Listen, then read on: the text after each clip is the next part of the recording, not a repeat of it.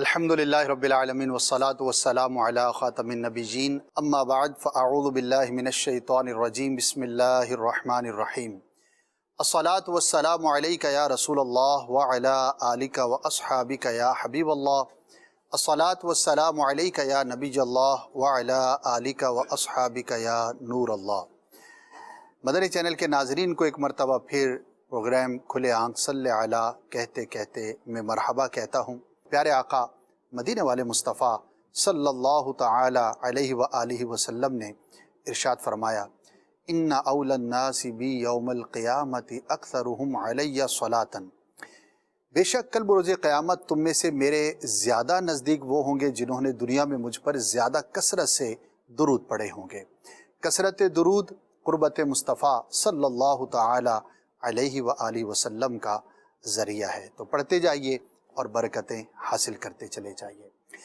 ناظرین، آج کا جو ٹاپک ہے وہ ہے ایک حدیث پاک کا مفہوم، جس میں انسان کو 5 چیزوں کے بارے میں تنبیہ کی گئی ہے۔ احادیث کے اندر انسانی فطرت کو دیکھتے ہوئے بہت ساری چیزوں کا بیان موجود ہے۔ آج دنیا جدید سائنسز میں جس نیچر پر کلام کرتی ہے، بہت ساری ریسرچز کرنے کے بعد کسی ہیومن بیہیویئر کو ڈسکس کیا جاتا ہے۔ آج سے صدیوں پہلے میرے آقا صلی اللہ تعالی علیہ وآلہ وسلم کی کسی نہ کسی ایک حدیث، ایک لائن یا چند لائنز کے اندر وہ بیان کیا جا چکا ہوتا ہے۔ آج جو موضوع بیان کیا جائے گا اس میں ہے کہ 5 چیزوں کو 5 چیزوں کے آنے سے پہلے غنیمت جانو، اور یہ وہ 5 چیزیں ہیں کہ جن میں سب تو نہیں لیکن بھاری اکثریت، ایک بڑی تعداد لوگوں کی مبتلا ہوتی ہے۔ وہ 5 چیزیں کون سی ہیں؟ سب سے پہلے ہے زندگی، دوسرا ہے وقت، تیسرا ہے صحت، چوتھا ہے جوانی، اور 5واں ہے مالداری۔ کہ جب آپ کے پاس یہ 5 چیزیں موجود ہیں، آپ زندہ ہیں، آپ کے پاس وقت ہے، فرصت ہے، آپ جو ہے وہ ابھی جوانی کی عمر کے اندر ہیں، آپ کی صحت جو ہے وہ سلامت ہے، اور آپ کے پاس مالداری ہے، تو یہ 5 نعمتیں ایسی زبردست ہیں کہ اگر ان کو آپ سنبھالنے میں کامیاب ہو گئے تو آپ کامیاب ہو جائیں گے، اور اگر ان 5 کو آپ نے غنیمت نہ جانا اور انہیں گنوا دیا تو یاد رکھیے ان میں سے کوئی بھی چیز جب چلی جاتی ہے تو بعض چیزیں تو واپس ہی نہیں آتی، اور بعضوں کا واپس آنا بہت دشوار ہوتا ہے۔ تو انشاءاللہ عز و جل اس ٹاپک پر ہم کلام کریں گے۔ ہمارے ساتھ مبلغین موجود ہوتے ہیں اور حدیث پاک بھی سنیں گے، ان الفاظ کی برکتیں بھی حاصل کریں گے، اور انشاءاللہ اس کے ضمن کے اندر بہت کچھ بیان سننے کی سعادت حاصل کریں گے۔ حسب معمول سب سے پہلے تلاوت قرآن مجید فرقان حمید کو ہم سلسلے کا حصہ بناتے ہیں، پھر جب تلاوت کے سیگمنٹ سے واپس آئیں گے تو اپنی گفتگو کا آغاز کریں گے۔ آئیے سنتے ہیں۔ اعوذ باللہ من الشیطان الرجیم، میں اللہ تعالیٰ کی پناہ میں آتا ہوں شیطان مردود سے۔ بسم اللہ الرحمن الرحیم، اللہ کے نام سے شروع جو نہایت مہربان رحم والا۔ یا حسرة علی العباد ما يأتيهم من رسول إلا كانوا به يستهزئون، اور کہا گیا کہ ہائے افسوس ان بندوں پر جب ان کے پاس کوئی رسول آتا ہے تو اس سے ٹھٹھا ہی کرتے ہیں۔ ألم يروا كم أهلكنا قبلهم من القرون أنهم إليهم لا يرجعون، کیا انہوں نے نہ دیکھا ہم نے ان سے پہلے کتنی سنگتیں ہلاک فرمائیں کہ وہ اب ان کی طرف پلٹنے والے نہیں۔ وَإِن كُلٌّ لَّمَّا جَمِيعٌ لَّدَيْنَا مُحْضَرُونَ، اور جتنے بھی ہیں سب کے سب ہمارے حضور حاضر لائے جائیں گے۔ وَآيَةٌ لَّهُمُ الْأَرْضُ الْمَيْتَةُ أَحْيَيْنَاهَا وَأَخْرَجْنَا مِنْهَا حَبًّا فَمِنْهُ يَأْكُلُونَ، اور ان کے لیے ایک نشانی مردہ زمین ہے، ہم نے اسے زندہ کیا اور پھر اس سے اناج نکالا تو اس میں سے کھاتے ہیں۔ وجعلنا فيها جنات من نخيل وأعناب وفجرنا فيها من العيون اور ہم نے اس میں باغ بنائے کھجوروں اور انگوروں کے، اور ہم نے اس میں کچھ چشمے بہائے، ليأكلوا من ثمره وما عملته أيديهم أفلا يشكرون کہ اس کے پھلوں میں سے کھائیں، اور یہ ان کے ہاتھ کے بنائے نہیں تو کیا حق نہ مانیں گے؟ سبحان الذي خلق الأزواج كلها مما تنبت الأرض ومن أنفسهم ومما لا يعلمون پاکی ہے اسے جس نے سب جوڑے بنائے ان چیزوں سے جنہیں زمین اگاتی ہے، اور خود ان سے اور ان چیزوں سے جن کی انہیں خبر نہیں۔ وآية لهم الليل نسلخ منه النهار فإذا هم مظلمون اور ان کے لیے ایک نشانی رات ہے، ہم اس پر سے دن کھینچ لیتے ہیں جبھی وہ اندھیرے میں ہیں۔ والشمس تجري لمستقر لها ذلك تقدير العزيز العليم اور سورج چلتا ہے اپنے ایک ٹھہراؤ کے لیے، یہ حکم ہے زبردست علم والے کا۔ والقمر قدرناه منازل حتى عاد كالعرجون القديم اور چاند کے لیے ہم نے منزلیں مقرر کی یہاں تک کہ پھر ہو گیا جیسے کھجور کی پرانی ڈال یعنی ٹہنی۔ لا الشمس ينبغي لها أن تدرك القمر ولا الليل سابق النهار وكل في فلك يسبحون سورج کو نہیں پہنچتا کہ چاند کو پکڑ لے، اور نہ رات دن پر سبقت لے جائے، اور ہر ایک ایک گھیرے میں پیر رہا ہے۔ وآية لهم أنا حملنا ذريتهم في الفلك المشحون اور ان کے لیے ایک نشانی یہ ہے کہ انہیں ان کے بزرگوں کی پیٹھ میں ہم نے بھری کشتی میں سوار کیا، وخلقنا لهم من مثله ما يركبون اور ان کے لیے ویسی ہی کشتیاں بنا دیں جن پر سوار ہوتے ہیں۔ وإن نشأ نغرقهم فلا صريخ لهم ولا هم ينقذون اور ہم چاہیں تو انہیں ڈبو دیں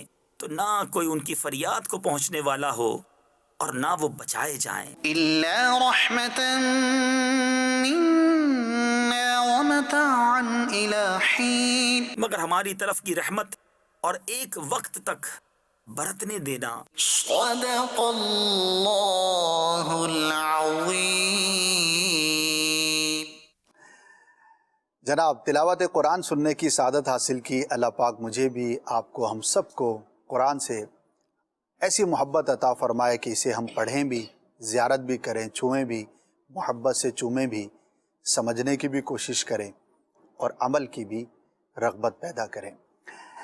آج کا جو ٹاپک ہے اس میں جو سینیریو ہے حدیث پاک کا، اس کے بارے میں کچھ عرض کرنا چاہوں گا کہ ایک ہیومن نیچر ہے کہ جب نعمت ہمارے پاس ہوتی ہے تو ہم اس کی قدر نہیں کرتے، اور جب کوئی چیز چلی جاتی ہے یا جو چیز نہیں ہوتی اس کی طلب میں پاگل ہوتے ہیں۔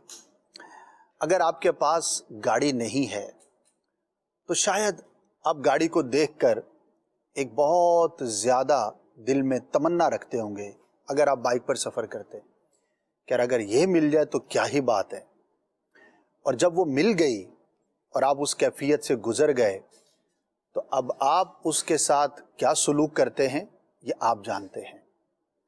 مال نہیں ہوتا تو ہم سمجھتے ہیں کہ میں دنیا کا بد نصیب ترین شخص ہوں، اگر مجھے مل جائے تو میں وہ کروں گا جو دیگر مالدار نہیں کر پا رہے، میں صدقہ بھی کروں گا تو میں یوں بھی خرچ کروں گا تو میں ظلم نہیں کروں گا۔ لیکن اگر آپ ایسے تھے اور پھر مالدار بن گئے تو سوال یہ ہے کہ کیا مال ملنے کے بعد آپ کے دل میں جو پہلے تمنائیں تھیں وہ آپ پوری کر پا رہے ہیں؟ نعمت نہیں تھی تو بہت طلب تھی، مل گئی تو اب اس کا استعمال کیسا ہم کرتے ہیں، قدر نہیں ہوتی۔ جب بندہ صحت مند ہوتا ہے تو لاکھ سمجھائیں اس کو کہ بھائی یہ کر لو وہ کر لو، کھانے پینے میں احتیاط کے بارے میں ہزاروں بیانات سن لیں، لیکن جب صحت ہوتی ہے نا، جوانی ہوتی ہے خاص طور پہ، جیسے 15-17 سال سے 25-30 سال ایک اٹھان ہوتی ہے، اس وقت اس طرح کی باتوں کی طرف جو ہے نا انسان کا دھیان نہیں ہوتا، بلکہ دل ہی دل میں کوئی زیادہ سمجھائے تو بورنگ فیل ہو رہا ہوتا ہے کہ یار اپنا کام کرو نا یار، مجھے کچھ نہیں ہوتا، ایسی چھلانگیں ماریں گے۔ لیکن جب ایک مرتبہ کوئی مین آرگن، جو مین آرگنز ہوتے ہیں ان میں سے کوئی ایک ڈسٹرب ہو جائے تو پھر جس کے دل میں جو حسرت ہوتی ہے، اگر ناظرین میں سے کوئی ایسا ہے کہ مثال ہے گردے فیل ہو گئے، دل کا مسئلہ ہو گیا، میدا جو ہے وہ سوج گیا، اس کا سائز جو ہے وہ بڑا ہو گیا، دماغ کے اندر کوئی ایسا ٹیومر ہو گیا یا کوئی ایسا پرابلم ہو گیا، آنکھوں کا کوئی پرابلم ہو گیا، کوئی بھی جو مین آرگنز ہیں، اب آپ ذرا سوچیں کہ آج آپ کے دل میں کیا حسرت ہوگی صحت سے متعلق۔ یہ ایک ہیومن نیچر ہے، جنرلی یہی ہوتا ہے، لیکن سعادت مند وہ ہوتا ہے کہ جو دوسروں سے نصیحت حاصل کرے۔ خود گڑھے میں گرنے کے بعد اس کا راستہ تبدیل کرنا یہ تو سبھی کر لیتے ہیں، کمال یہ ہے کہ گرنے سے پہلے ہی اپنے راستے کا جو تعین ہے وہ درست کر لیا جائے۔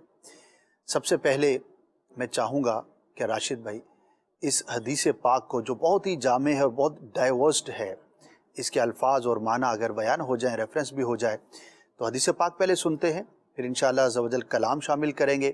پھر میں آج چاہوں گا کہ ہر مبلغ کسی ایک چیز پر پہلے کلام کریں، پھر انشاءاللہ اس کے ضمن میں اپنی گفتگو کو آگے بڑھائیں گے۔ جی بسم اللہ الرحمن الرحیم۔ نبی کریم رؤوف الرحیم صلی اللہ تعالی علیہ وسلم جو جوامع الکلم ہیں، یعنی گویا کہ سمندر کو کوزے میں بند فرماتے ہیں، اور بہت ساری ایسی باتیں اور ایسے حقائق جو اگر دوسرا شخص بیان کرنا چاہے تو اس کو کئی جملے اور کئی الفاظ درکار ہوں گے، لیکن پیارے آقا علیہ الصلوۃ والسلام کی یہ فصاحت و بلاغت اور کلام کی جامعیت ہے کہ آپ چند کلمات میں ان کو بیان فرماتے ہیں۔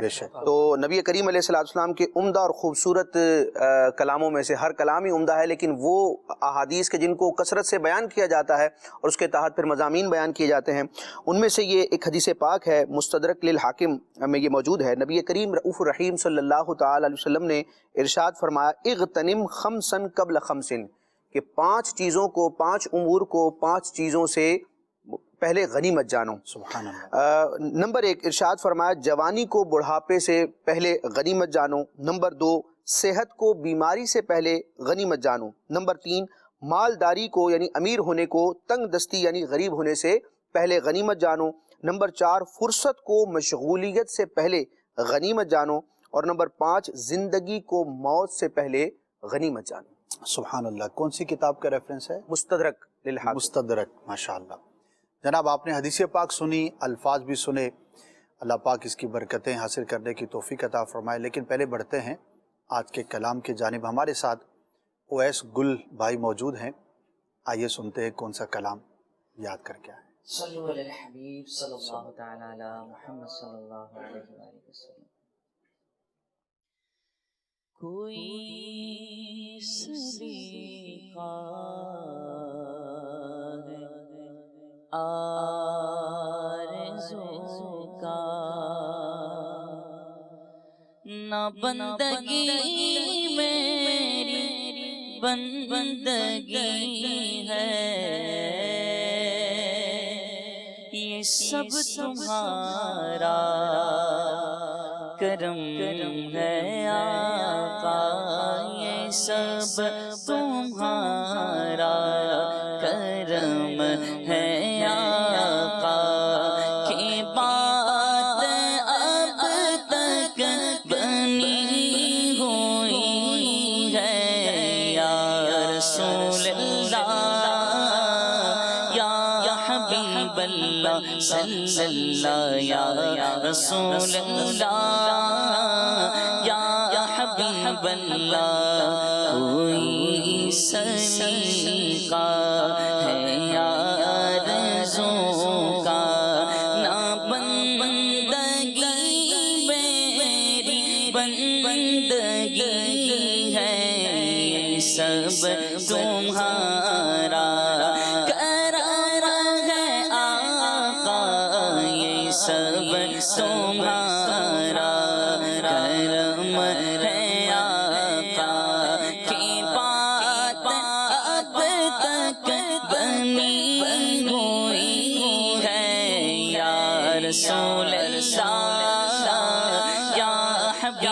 اللہ صلی اللہ یا رسول اللہ یا حبیب اللہ کسی کا احسان کیوں اٹھائے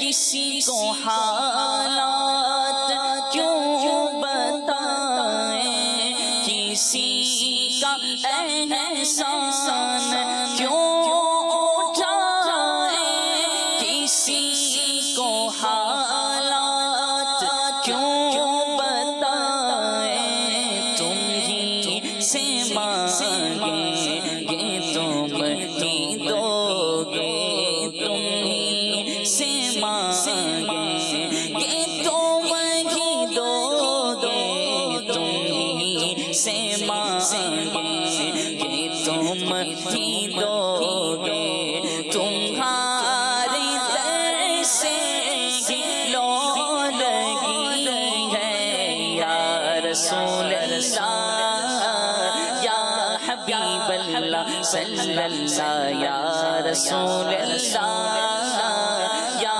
حبیب اللہ عطا کیا مجھ کو درد الفت کہاں تھی اس پر خطا کی قسمت میں اس کرم کے کہاں تھا قابل میں اس کرم کے کہاں تھا قابل میں اس کرم کے کہاں تھا قابل حضور کی بندہ پروری ہے یہ سب تمہارا کرم ہے آقا یہ سب تمہارا کرم ہے آقا یہ سب تمہارا کرم ہے آقا کی بات اب تک بنی ہوئی ہے یا رسول اللہ یا حبیب اللہ صلی اللہ یا رسول اللہ یا حبیب اللہ بشیر کہیے نذیر کہیے انہیں سراج منیر کہیے بشیر کہیے نذیر کہیے انہیں سراج منیر کہیے جو سر بسر ہے کلام ربی جو سر بسر ہے کلام ربی جو سر بسر ہے کلام ربی وہ میرے آقا کی زندگی ہے یا رسول اللہ یا حبیب اللہ صلی اللہ یا رسول اللہ یا حبیب اللہ یہ سب تمہارا کرم ہے آقا یہ سب تمہارا کرم ہے آقا کی بات اب تک بنی ہوئی ہے یا رسول اللہ یا حبیب اللہ صلی اللہ یا رسول اللہ یا حبیب اللہ عمل کی میرے اساس کیا ہے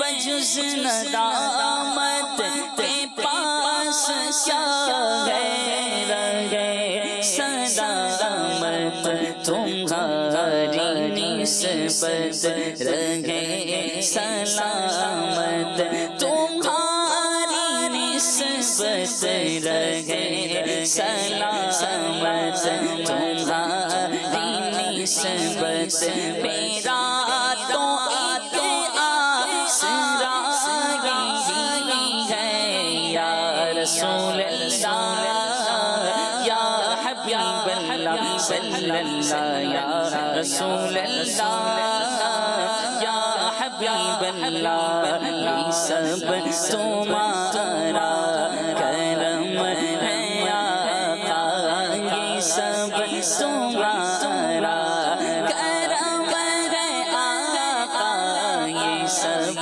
تمہارا کرم ہے آقا کی بات اب تک بنی ہوئی ہے یا رسول اللہ یا حبیب اللہ صلی اللہ یا رسول اللہ یا حبیب اللہ تجلیوں کے کفیل تم ہو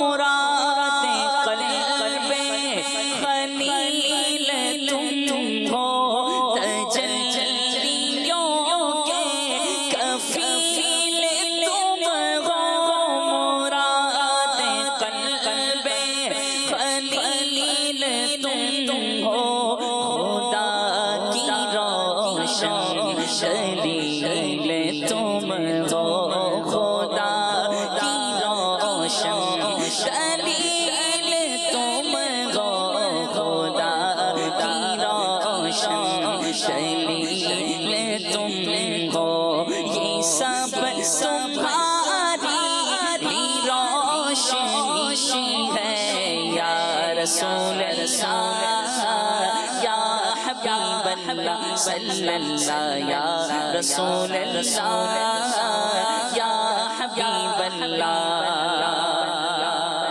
یہی ہے خالد اساس رحمت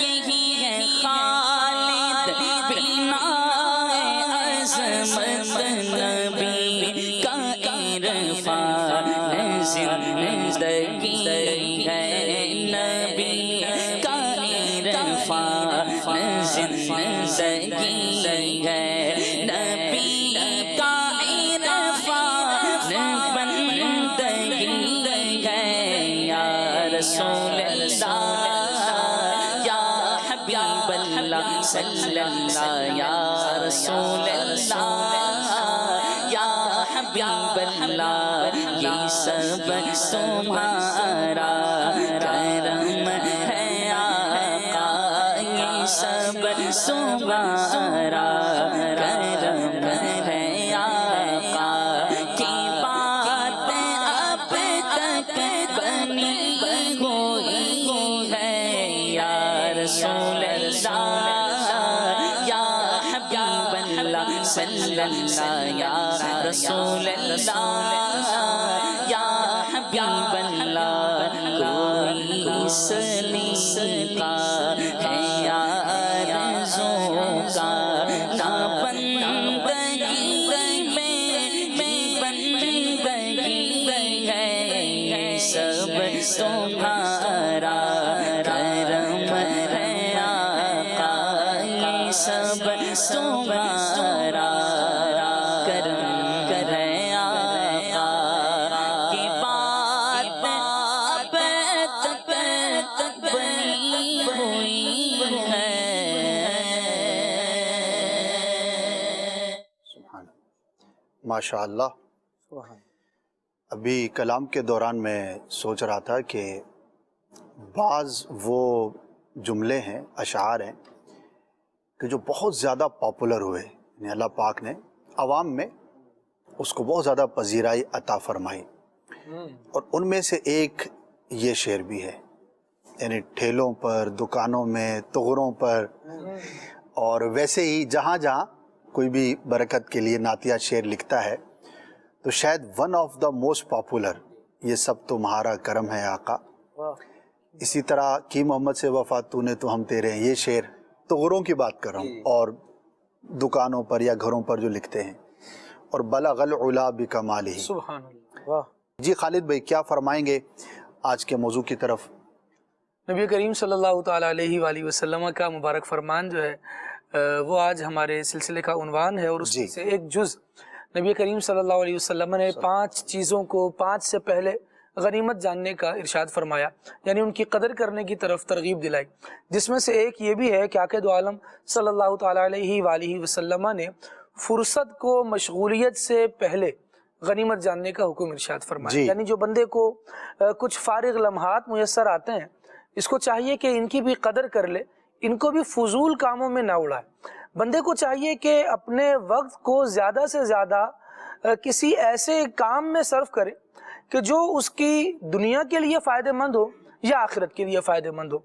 आखिरत के लिए फ़ायदेमंद हो तो इसके लिए बंदा इबादत में अपने वक्त को गुजारे, क्या काम उसे कर लेना चाहिए। बसा औकात फुर्सत का जो ड्यूरेशन होता है वो इतना ज़्यादा नहीं होता, बहुत थोड़े से लम्हात होते हैं।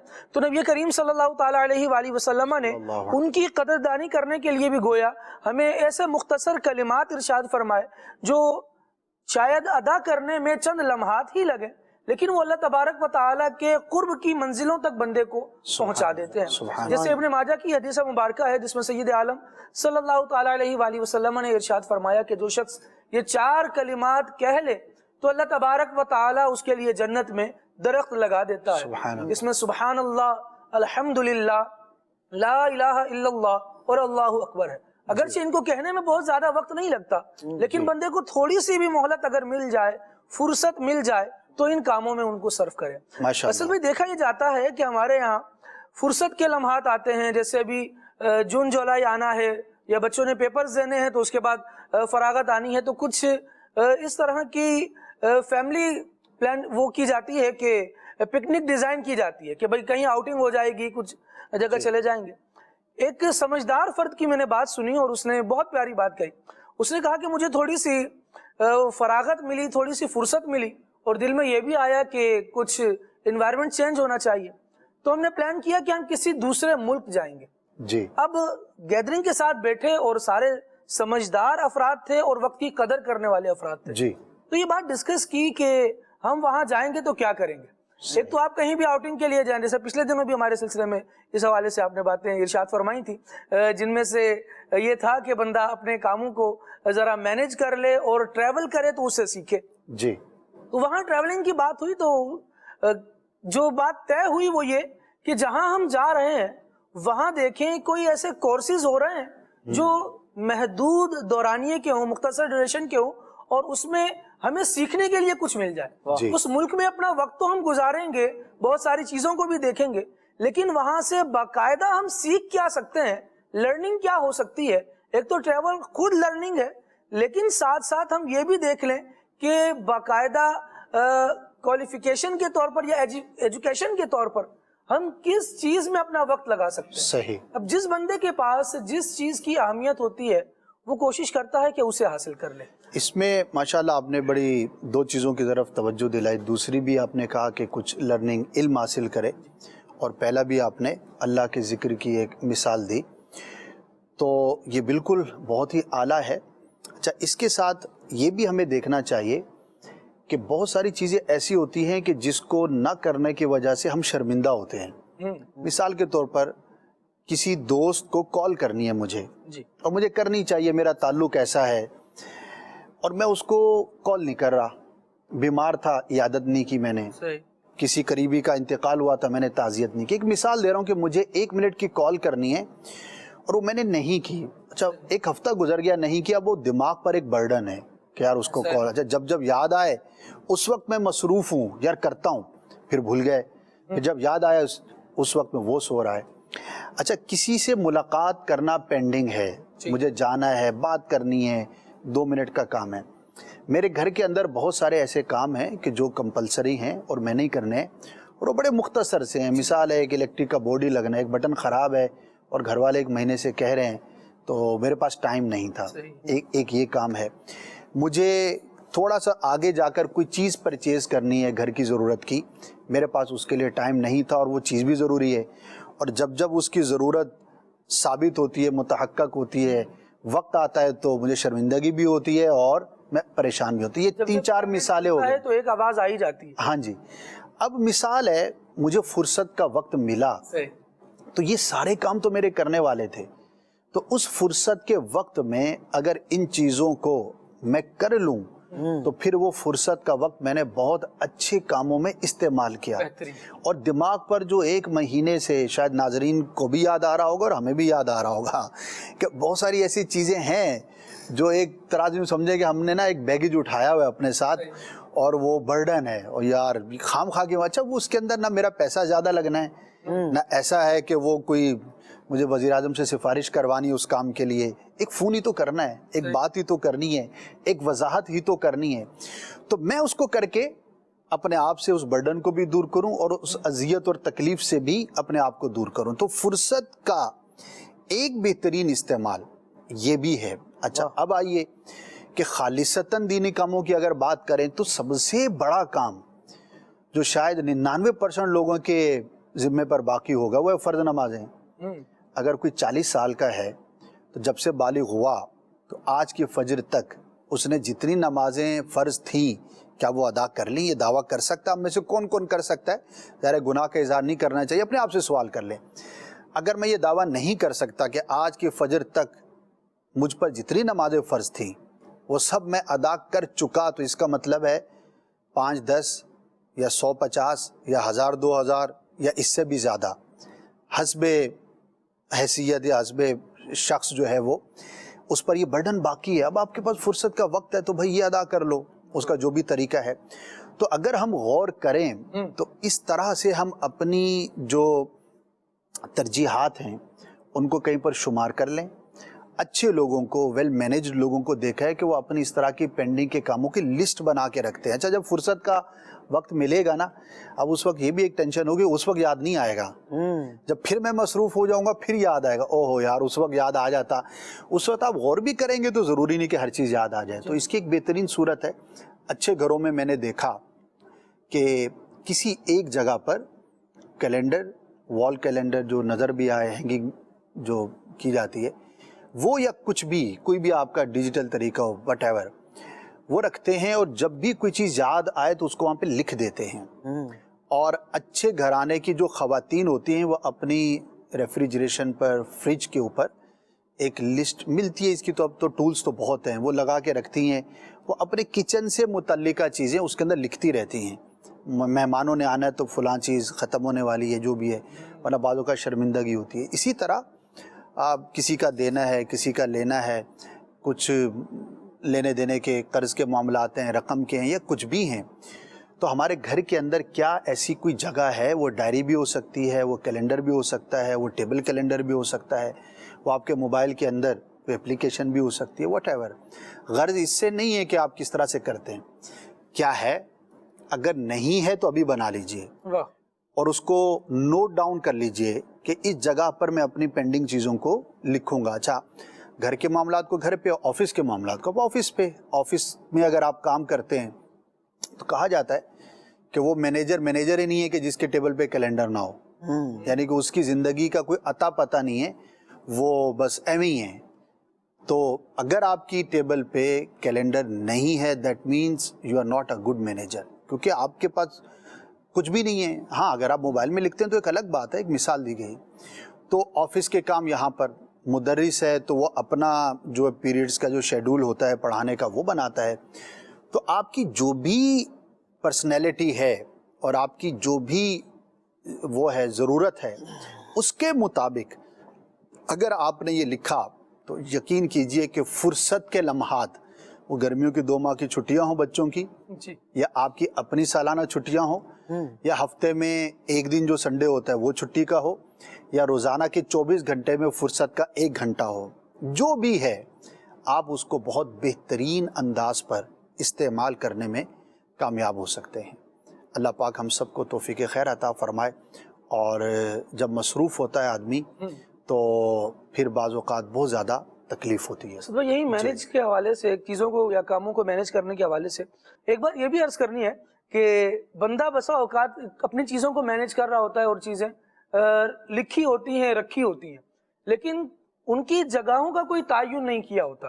جیسے آپ نے ڈائری کی بات کی, ڈائری ہے, اب فرصت کے وقت میں بندہ ڈائری ڈھونڈنے میں ہی لگا دیا اس نے, وہ کہیں اور لکھنا پڑے گا کہ ڈائری کہاں رکھی تھی. جی. اسی طرح اسٹورز وغیرہ بنے ہوتے ہیں گھروں میں, تو ان میں کیا کیا سامان ہے. ویسے تو یہ بھی ایک انداز دکھتا ہے لوگوں کا کہ جو چیز آئی اسٹور میں تو رکھنی ہے, تو یہاں مینج کر کے رکھنے کی کیا ضرورت ہے. جو چیز ایکسٹرا ہوئی اٹھا کے یوں ڈال دی کہ بس یہ روم وہ ہے جس کو بھر کے رکھنا ہے, یہاں کون سا کسی نے آنا جانا ہے. اب جب کسی چیز کی ضرورت ہوتی ہے تو بہت سارا ٹائم جو ہے اس میں صرف ہو جاتا ہے کہ ہم نے یہاں کیا کیا ڈالا ہوا کو بھی چھوڑیں, رکھا ہوا کو بھی چھوڑیں, یہاں ہم نے کیا کیا پھینکا ہوا ہے, اب اس کو کیسے کیسے نکالا جائے گا. تو اس کے لیے بھی بہترین چیز یہ ہوتی ہے, یا اس طرح کی چھتوں پر ہم کہتے ہیں ڈبل چھتریاں ہوتی ہیں جو سامان وغیرہ رکھنے کے لیے, ان میں اگر کچھ رکھا ہے, ایسے ہی الماری میں کچھ رکھا ہے, تو یہ بھی ایک آپشن ہے.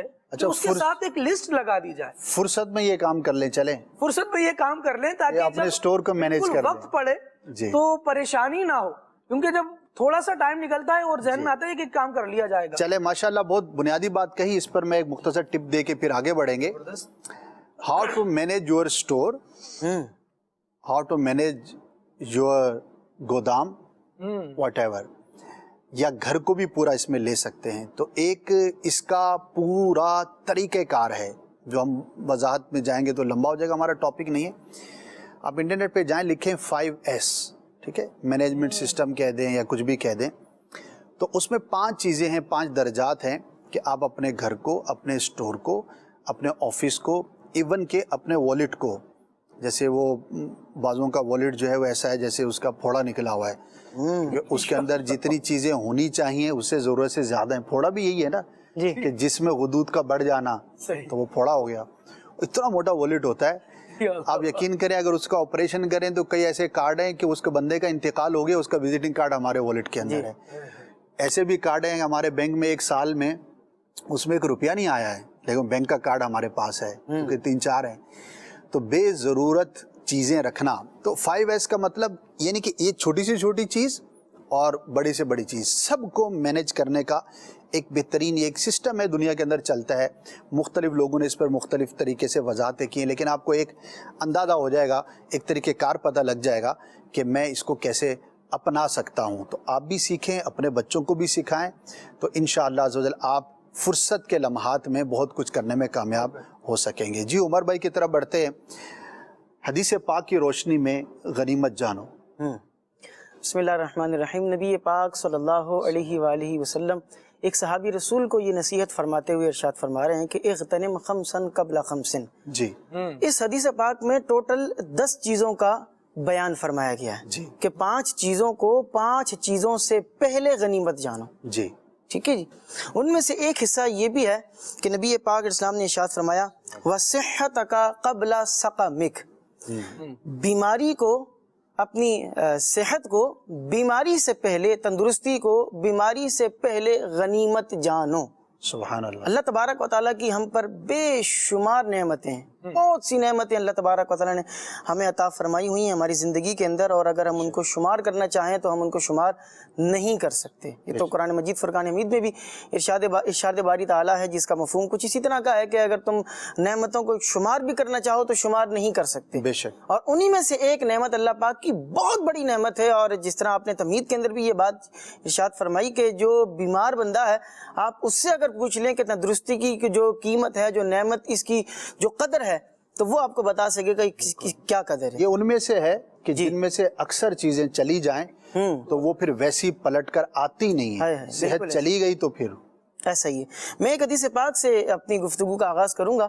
آغاز تو آپ کر چکے سرکار, کر ہی چکے ہیں. چلیں عرض کرتے ہیں. ایک حدیث پاک حضرت ابن عباس رضی اللہ عنہما سے روایت ہے, فرماتے ہیں کہ نبی پاک علیہ الصلوۃ والسلام نے ارشاد فرمایا تندرستی اور فراغت, جیسا کہ بھی خالد بھائی بھی فراغت کے حوالے سے گفتگو فرما رہے تھے, فرمایا تندرستی اور فراغت 2 ایسی نعمتیں ہیں کہ اکثر لوگ اس کی وجہ سے خسارہ اٹھاتے ہیں یا ان سے دھوکہ کھاتے ہیں. اللہ بطور خاص ان 2 چیزوں کو بیان, بطور خاص ان 2 چیزوں کے بارے میں ارشاد فرمایا. علامہ بدر الدین عینی رحمۃ اللہ تعالی علیہ اس حدیث پاک کے تحت ارشاد فرماتے ہیں کہ صحت و فراغت یہ ایسے کام ہیں کہ اگر انہیں ان کاموں میں استعمال نہ کیا کہ جہاں ان کو استعمال کرنا چاہیے تھا، صحت تھی تو اللہ تبارک و تعالیٰ کی عبادت کرنی چاہیے تھی، صحت تھی تو اس وقت محنت کرنی چاہیے تھی، صحت تھی تو ہارڈ ورکنگ کرنی چاہیے تھی، صحت تھی تو آپ کو دین اسلام کی خدمت کے لیے سرگرداں رہنا چاہیے تھا،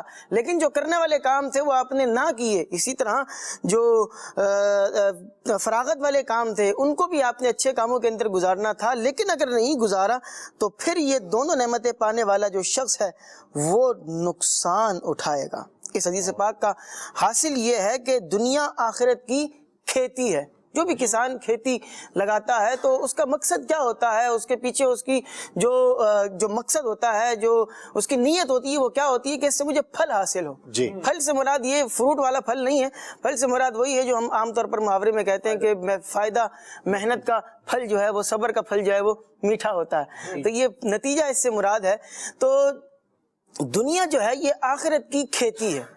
آج ہم دنیا کے اندر آئے ہیں تو ہم یہاں پر گویا ایک امتحان گاہ کے اندر موجود ہیں، ہم نے یہاں امتحان دینا ہے اور اس کے بعد اس دنیا سے ہم نے چلے جانا ہے۔ تو صحت جو ہے یہ انسان کو اللہ تبارک و تعالیٰ کی دی ہوئی ایک بہترین نعمت ہے، اور اس کو اگر ہم اللہ تبارک و تعالیٰ کی فرما برداری والے کاموں کے اندر گزاریں گے، اچھے کام کر کے گزاریں گے تو اس کی برکتیں بھی ہمیں حاصل ہوں گی۔ ورنہ میں اکثر یہ بات کہا کرتا ہوں خالد بھائی کہ اس وقت جو مدنی چینل کے ناظرین بھی ہمیں دیکھ رہے ہیں تو میں یہ بات دعوے سے اور چیلنج سے کہہ سکتا ہوں کہ آپ جو، اور جتنے یہاں پر بھی ناظرین ہیں اور جو ہمارے کھلے آنکھ سلیلہ کی جو ٹیم کے سب متوجہ جو ناظرین اور سامعین حاضرین جو ہیں سب بھی متوجہ ہو کر اس بات کو سن سکتے ہیں کہ دیکھیں کہ جیسی لائف اور جیسی زندگی میں اور آپ گزار رہے ہیں نا، لاکھوں لوگ ایسی زندگی گزارنے کے صرف خواب دیکھ رہے ہیں۔ صحت کے اعتبار سے آپ دیکھیں کہ آپ اس وقت کیا کر رہے ہیں، مدنی چینل پر اسکرین کو دیکھ رہے ہیں، لیکن دنیا کے اندر لاکھوں لوگ اس طرح کے ہیں جو کہ آنکھوں کی بصارت سے محروم ہیں، وہ دیکھ نہیں سکتے۔ میں اور آپ سن سکتے ہیں لیکن دنیا میں لاکھوں لوگ ایسے ہیں کہ جو قوت سماعت سے محروم ہیں، لاکھوں لوگ ایسے ہیں کہ جن کے ہاتھ نہیں ہیں، ایک ہاتھ نہیں ہے، دو ہاتھ نہیں ہیں، یا جن کی پاؤں کی معذوری ہے، وہ چاہتے ہیں کہ ہم بھی چل کر مسجد کی طرف جائیں لیکن وہ نہیں جا سکتے ہیں۔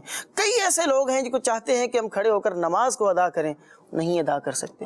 میں اور آپ دیکھتے ہیں کہ سورج کس طرح کا ہے، چاند کی چاندنی کس طرح کی ہے، لیکن جو بیچارے نابینا ہیں، جن کو جو اس طرح کے مسائل کا شکار جو ہو چکے ہیں، ان کا بھی تو دل کرتا ہوگا کہ ہم دیکھیں سورج کس طرح چمکتا ہے، تارے کس طرح ٹمٹما رہے ہیں۔ جی ماشاءاللہ عمر بھائی، صحت کے تعلق سے آپ نے ایک اور حدیث پاک سے اس کو بھی بیان کیا کہ دو چیزیں بطور خاص ہیں، تو اب اس سے نتیجہ اور ہمیں لرننگ کیا ہوئی، کیا سیکھنا چاہیے؟ سب باتیں تو ہیں جی ہاں کہ یہ اگر چلی جائے تو پھر صحت واپس آنا دشوار ہوتی ہے۔ اب زکام ہوا، وہ بیماری ایسی چلی گئی تو آپ کا کوئی اتنا لاس نہیں ہے، لیکن خاص طور پر وہ چیزیں کہ جو ایک دفعہ ڈسٹرب ہو جائیں تو دوبارہ نہیں آتی۔ تو اس میں ایک بنیادی بات امیر اہل سنت بھی ترغیب ارشاد فرماتے ہیں کہ اپنا معائنہ ہمیں کرنا چاہیے، اور اس سے پہلے ذہنی طور پر ہمیں کانشیس ہونا چاہیے اپنی صحت سے متعلق کہ واقعی میں نے صحت مند زندگی گزارنی ہے اور بیماریوں سے اپنے آپ کو،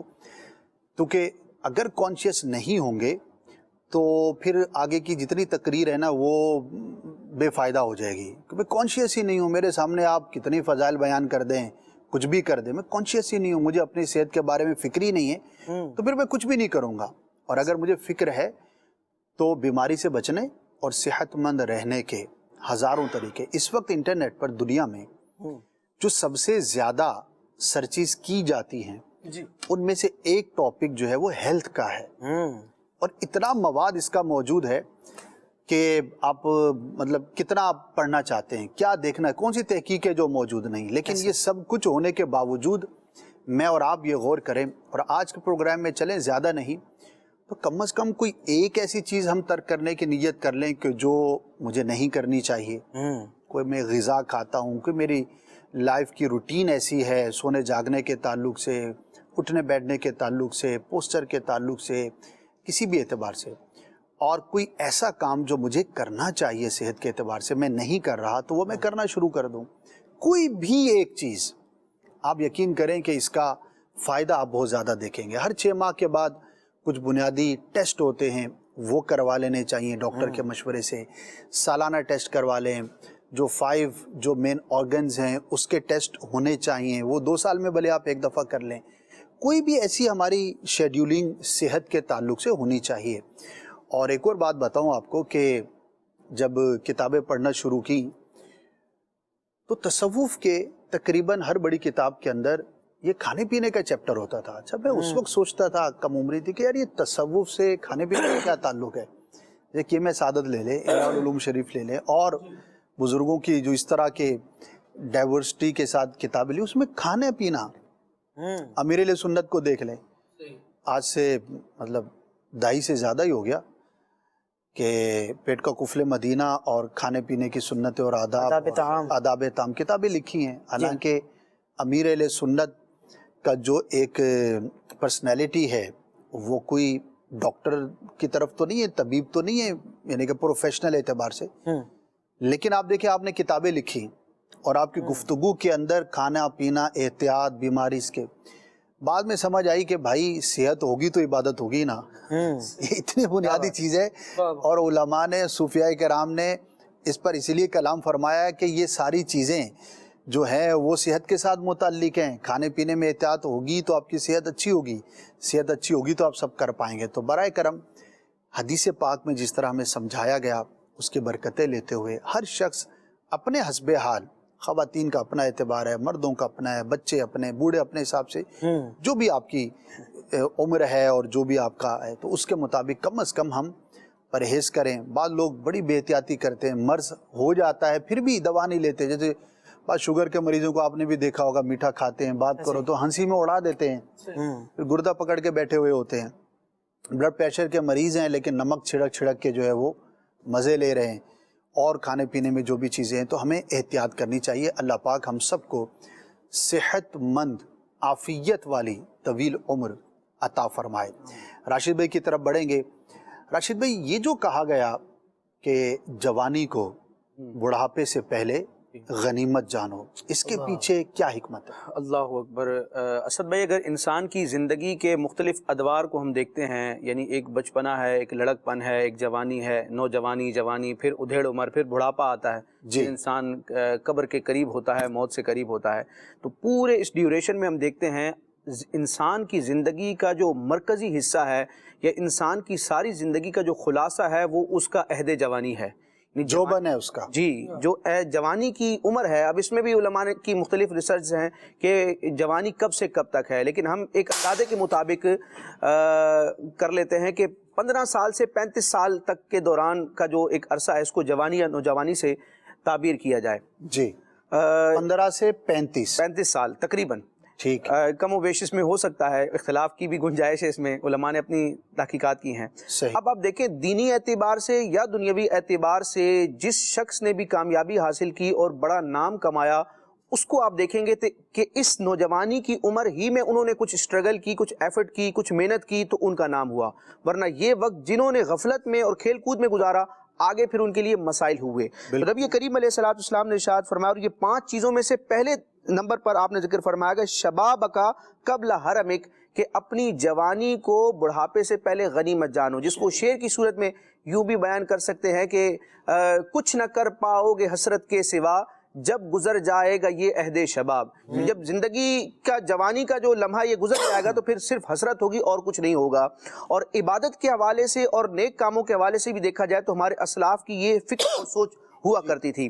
ایک عظیم صحابی رسول ہے جو کہ اپنے وقت کے امیر المومنین اور خلیفہ بھی بنے، اور 40 سال جنہوں نے اسلام اور مسلمانوں کو نفع پہنچایا، دنیا کے مختلف خطوں اور زمین کے مختلف حصوں پر اسلام کا جھنڈا گاڑا، اور جو کاتب وحی بھی ہیں اور نبی کریم علیہ السلام کا قرب پانے والے وہ صحابی ہیں کہ جن کو مجتہد اور فقہاء علماء صحابہ میں شمار کیا جاتا ہے، حضرت امیر معاویہ رضی اللہ تعالیٰ عنہ۔ ان کے حوالے سے آتا ہے کہ جب آپ کا وقت وصال آیا تو آپ نے لوگوں سے ارشاد فرمایا کہ مجھے بٹھاؤ جی۔ جب آپ کو بٹھایا گیا تو آپ اس گویا کہ نزع کا عالم ہے یا موت سے قریب کا جو ایک وقت ہوتا ہے، قریب المرگ کا جو لمحہ ہوتا ہے، تو آپ ذکر و اذکار میں، تسبیح میں مشغول ہو گئے۔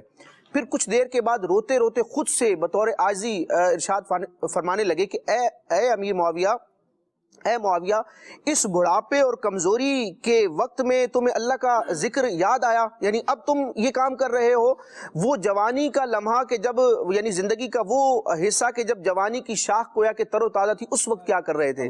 حالانکہ جب سے یہ ایمان لائے، نبی کریم علیہ السلام کی صحبت سے ایسے فیض یافتہ ہوئے کہ صحابہ کرام کے لمحات سبحان اللہ کوئی امت مل کر بھی، یعنی امت کے بڑے سے بڑا ولی مل کر بھی اس مقام و مرتبے تک نہیں پہنچ سکتا، لیکن ان کی گویا کہ ایک ترغیب کے طور پر تھا، خود احتسابی بھی ہے جی۔ تو ہم دیکھتے ہیں کہ صوفیاء کرام جوانی کے حوالے سے بڑی گفتگو کرتے ہیں کہ اس وقت کو اچھے انداز میں گزارنا چاہیے۔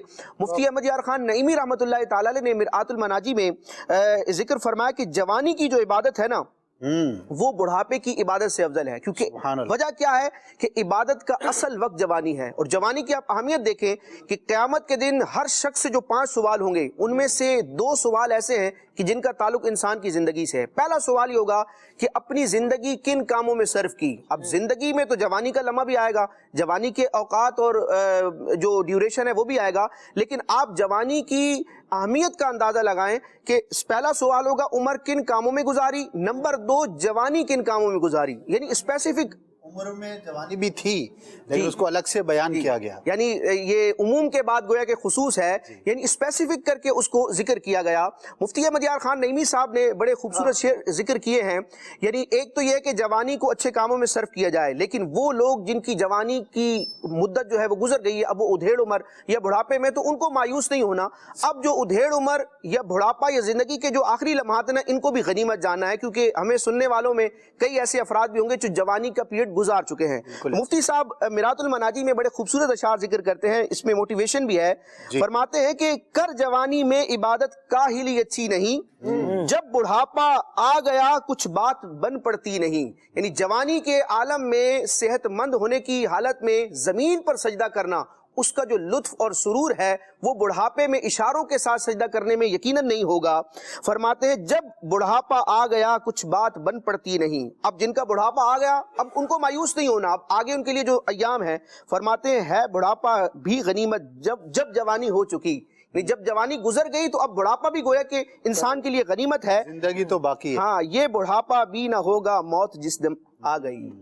صحیح کیا بات ہے، ماشاءاللہ۔ اچھا، جوانی کی عبادت کی فضیلت بھی زیادہ ہے، بعض روایتیں بالخصوص اس مفہوم کی بھی ہیں کہ سیم عبادت ہے جو بڑھاپے میں بھی ہے جوانی میں بھی ہے وہ، لیکن اس کی جو برکت ہے اس پہ جو اجر ہے وہ جوانی میں زیادہ ہے۔ تو جن کے پاس ابھی جوانی کا موقع ہے تو بہت اچھے طور پر وہ اس چیز کو سمجھ سکتے ہیں کہ جتنی کوشش ہم کر سکتے ہیں، جتنا بڑا کام ہم کر سکتے ہیں، اعضاء ہمارے توانا ہیں، دماغ بہت اچھے سے کام کرتا ہے، اور بہت ساری چیزیں ہوتی ہیں کہ جو انسان کاموں کے لیے استعمال کرتا ہے وہ جس طرح سے میسر ہوتی ہیں بڑھاپے میں نہیں ہوتی۔ تو اس حدیث پاک کو سمجھتے ہوئے اور ایک مسلمان کی زندگی میں پیارے آقا صلی اللہ تعالی علیہ وسلم کے جو نصائح ہیں، اس سے بڑھ کر اور کیا ہو سکتا ہے۔ اللہ پاک ہمیں جوانی کو گناہوں سے بچتے ہوئے نیکیوں میں صرف کرنے کی توفیق عطا فرمائے۔ امیر اہل سنت نے جب دعوت اسلامی کی بنیاد رکھی اس وقت آپ کی عمر جو ہے وہ 31 سال تھی تقریباً۔ تو میں کبھی سوچتا ہوں کہ 31 سال میں اتنے بڑے کام کی بنیاد رکھنا، عین شباب کا عالم تھا، سبحان اللہ، تو کیا زبردست بات ہے، ورنہ 25-30 سال میں تو ابھی ہوش آ رہا ہوتا ہے، تجربات سے بندہ گزر رہا ہوتا ہے، لیکن ماشاءاللہ آپ نے اپنی جو ابتدائی زندگی تھی اسی میں اتنا کچھ سیکھ لیا تھا، سمجھ لیا تھا، جذبہ دین کے کاموں کا، علم حاصل کیا، سب کچھ کر کے کہ 31 سال کی عمر میں آپ نے جس تنظیم کی بنیاد رکھی، آج 41-42 سال ہو گئے، تو دنیا بھر کے اندر کتنا بڑا کام ہے۔ جو راشد بن ابتدا میں بھی کہا کہ اگر ہم بڑے بڑے کاموں کو دیکھیں اور بڑی بڑی شخصیات کو دیکھیں تو انہوں نے جوانی کی عمر کے اندر بڑے کاموں کی بنیاد رکھی، یا اس زمانے میں کی گئی کوششوں، جیسے مفتی صاحب فرماتے ہیں نا، یا تو بن جاؤ یا زندگی بھر بنتے رہو۔ اللہ یعنی اب آپ آگے کچھ بھی لگا لیں، یعنی آپ یا تو انجینئر بن جائیں یا ساری زندگی بننے کی کوشش کرتے رہیں، عالم بن جائیں یا بنتے رہیں، مفتی بن جائیں۔ تو ایک ایج ہوتی ہے کہ یا تو اس میں آپ بن جائیں گے یا پھر ساری عمر جو ہے وہ بنتے رہیں پلمبر رہیں گے, آپ انجینئر نہیں بن سکیں گے ہیں. آپ جو ہے وہ ایک چھوٹے موٹے جو ہے وہ بس نٹ بولٹ ٹھیک کرتے رہیں گے, آپ اچھے کاریگر نہیں بن سکیں گے. تو علم ہو یا دنیاوی کوئی بھی مشغلہ ہو, آپ جو ہے اس کو اس عمر کے اندر جو بنیاد رکھتے ہیں وہ بہت زیادہ افیکٹو ہوتی ہے. ہاں ایسی مثالیں ہیں کہ 40 سال کے بعد کسی نے کوئی کام شروع کیا اور کامیاب ہو گیا, وہ یوں سمجھیے کہ 2% ہوں گے, ورنہ 98% جو ہے آپ کو غالب اکثریت وہ ملے گی کہ جنہوں نے جو ہے وہ, اچھا یہ بھی ایک وہ ہے کہ بھئی لوزرز, وہ کیا بولتے ہیں اس کو, اسکول سے جس کو فارغ کر دیا وہ 2-4 دنیاوی اعتبار سے بڑے ہو گئے, اب اس کی مثال لے کر ہر فیلئر جو ہے نا اس کو لے کے بیٹھا ہوتا ہے. بھائی وہ دنیا میں دو ہی ہیں اور وہ بھی اتفاقاً ہیں. جی ہاں, بقیہ جتنے کامیاب لوگ ہیں سب انسانوں کی طرح انہوں نے محنت کی ہے. اسکول تھا, کالج تھا, مدرسہ تھا یا دارالفتہ تھا یا جو بھی ادارہ تھا اس نے اس کے اندر اس محنت کے وقت میں محنت ہی کی تھی. وہ 2-4 ہی ہیں. تو بہرحال جوانی کے اندر ہمیں کوشش کر کے محنت کر کے ایسی بنیاد کم از کم ہم رکھ دیں کہ آگے جا کر ہم بڑھیں. کالز کو شامل کرتے ہیں, کچھ میسیجز بھی ہیں, انشاءاللہ پھر آگے بڑھیں گے. 2 اور بھی چیزیں جس پر ڈسکس کرنی ہے, پہلے کچھ کال سنتے ہیں. جی سنائیے. ماشاءاللہ, مرحبا. سلسلہ کھلے آنکھ صلی اللہ کہتے کہتے مرحبا. تمام اسلامی بھائیوں کی آمد مرحبا. ماشاءاللہ سب بھائی بھی تشریف لائے ہیں. حقیقت تو یہی ہے, یہ سب تمہارا کرم ہے آقا, کہ بات اب تک بنی ہوئی ہے. 5 چیزوں کو غنیمت جانے, اور یقیناً میرے آقا صلی اللہ علیہ وسلم کا مبارک فرمان میں علم و حکمت کے کتنے سمندر ہیں, دریا بہا دیے ہیں, دور بے بہا دیے ہیں. اب معاملہ یہ ہے کہ ہمیں سننے کی صلاحیت, جو مدنی پھول میں چاہتا ہوں کہ سننے کی صلاحیت تو ہے, سمجھنے کی صلاحیت کے حوالے سے ہمارے لیے کیا مدنی, کہ اس کو سمجھ کے عملی جامہ جب پہنانا ہے, عمل کی طرف آنا ہے, اس وقت ہمارا جو معیار ہے وہ سننے سے کتنا بہتر عمل کی صورت میں ہونا چاہیے. دیکھیے, سننا اگر برائے سننا ہے تو پھر اس کا ظاہر ہے کہ فائدہ نہیں ہوتا. اگر سننے میں ارادہ اور نیت ہی یہ ہے کہ میں سیکھ کر عمل کروں گا, تو یہ وہ بنیادی فرق ہے جو سننے والے کے امپیکٹ کو ڈیفرنٹ کرتا ہے. ایک ہی بیان ہے, 100 لوگ سنتے ہیں, 5 عمل کرتے ہیں, 95 جو ہے وہ کہتے ہیں واہ کیا بات تھی, بڑا مزہ آیا, اور سو جاتے ہیں. پھر جا کر 4 دن کے بعد بھول جاتے ہیں. تو بہت کم لوگ ہوتے ہیں جو اس پر عمل کرتے ہیں. وہ 5-2 جو بھی بولے وہ وہی ہیں کہ جنہوں نے سننا برائے سننا نہیں, سننا برائے ترغیب حاصل کرنا ہے, سننا برائے عمل ہے. تو بیسک یہ ہے. تو انشاءاللہ یہ اگر ارادہ رہے گا تو فائدہ رہے گا. مزید کال. محمد اسلام اتاری حافظ آباد سے عرض گزار ہوں. ماشاء اللہ مدنی چینل کا پروگرام کھلے آنکھ صلی اللہ کہتے کہتے جاری و ساری ہے. اسد بھائی آپ کی خدمت میں یہ عرض ہے کہ آج یہ کلام شامل کیا جائے. اے سبز گنبد والے منظور دعا کرنا. چلیں جی, نعت خان اسلام بھی نوٹ فرما لیں گے. مزید میرا سوال یہ ہے کہ وقت کو کس طرح ضائع ہونے سے بچایا جائے. کافی کلام ہو گیا اس پر.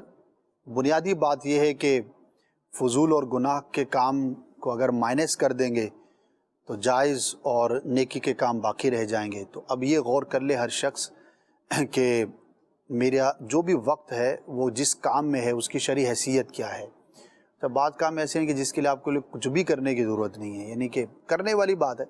اگر آپ کچھ بھی نہیں کر رہے, لیٹے ہوئے آرام کر رہے ہیں, نہ زبان ہل رہی ہے, نہ ہاتھ پاؤں سے کوئی عبادت کر رہے, کچھ بھی نہیں کر رہے, لیکن اگر آپ تصور میں اچھا سوچ رہے ہیں, اللہ کی نعمت پر غور کر رہے ہیں, تو یہ بھی ثواب کا کام ہے. حالانکہ بظاہر آپ کچھ بھی نہیں کر رہے لیکن پھر بھی بہت کچھ کر سکتے ہیں. تو ڈیپینڈ کرتا ہے کہ میرا جذبہ کتنا ہے. تو انشاءاللہ اس سے فائدہ ہوگا. مزید کال سنائیے. ناصر اسلام بھائی سے فرمائش ہے کلام بل ضرور سنا دیں. میں سو جاؤں یا مصطفیٰ کہتے کہتے, کھلے آنکھ صلی اللہ کہتے کہتے. جزاک اللہ خیرہ. آمین. نیکسٹ. فرحان علی قادری میپور خاص سے بات کر رہا ہوں. ماشاءاللہ آپ کا پروگرام اور آج کا موضوع بہت پیارا ہے. نعت خواہ سے میری فرمائش ہے ہمیں یہ نعت سنا دیجیے, نصیب والوں میں میرا بھی نام ہو جائے. جزاک اللہ خیرہ. آمین. نوٹ فرما لیں. اگر کال ہے تو آخری ایک کال شامل کر لیتے. اسد بھائی یہ ارشاد فرمائیں کہ زندگی میں بڑے بڑے مسائل ہوتے ہیں, ان کے ساتھ ساتھ موت کی تیاری کس طرح کر سکتے ہیں؟ جزاک اللہ خیرہ۔ بہت جنیرک کویشچن ہے، کیسے کر سکتے ہیں؟ اب یہ تو ڈپینڈ کرتا ہے کہ آپ کون ہیں، کیا کرتے ہیں۔ تو ایک بات اگر عرض کروں تو اچھی صحبت اختیار کر لیجئے، انشاءاللہ آپ کو یہ بھی معلوم ہو جائے گا کہ کیسے کر سکتے ہیں، اور وہ کرنے میں آپ کامیاب بھی ہوں گے۔ دعوت اسلامی کے دینی ماحول میں آ جائیں تو اس میں قدم با قدم، لمحہ با لمحہ، ایج کے حساب سے، شعبے کے حساب سے، آپ کی مصروفیات اور فراغت کے اعتبار سے آپ کو مواقع ملیں گے، اور یہ چیز پتہ لگتی چلی جائے گی کہ ہمیں کیسے زندگی کو گزارنا ہے۔ تو اچھے ماحول میں اٹھیں گے، بیٹھیں گے تو انشاءاللہ ہمیں یہ فوائد حاصل ہوں گے۔ کچھ میسیجز کو بھی شامل کر لیتے ہیں خالد بھائی۔ جی صدر میسیجز ہیں۔ یہ پہلا میسیج ہے شہر خانپور سے، اور رمیز احمد اتاری ہیں۔ ان کا کہنا ہے کہ پیر مہر علی شاہ صاحب کا مجھے کلام سننا ہے۔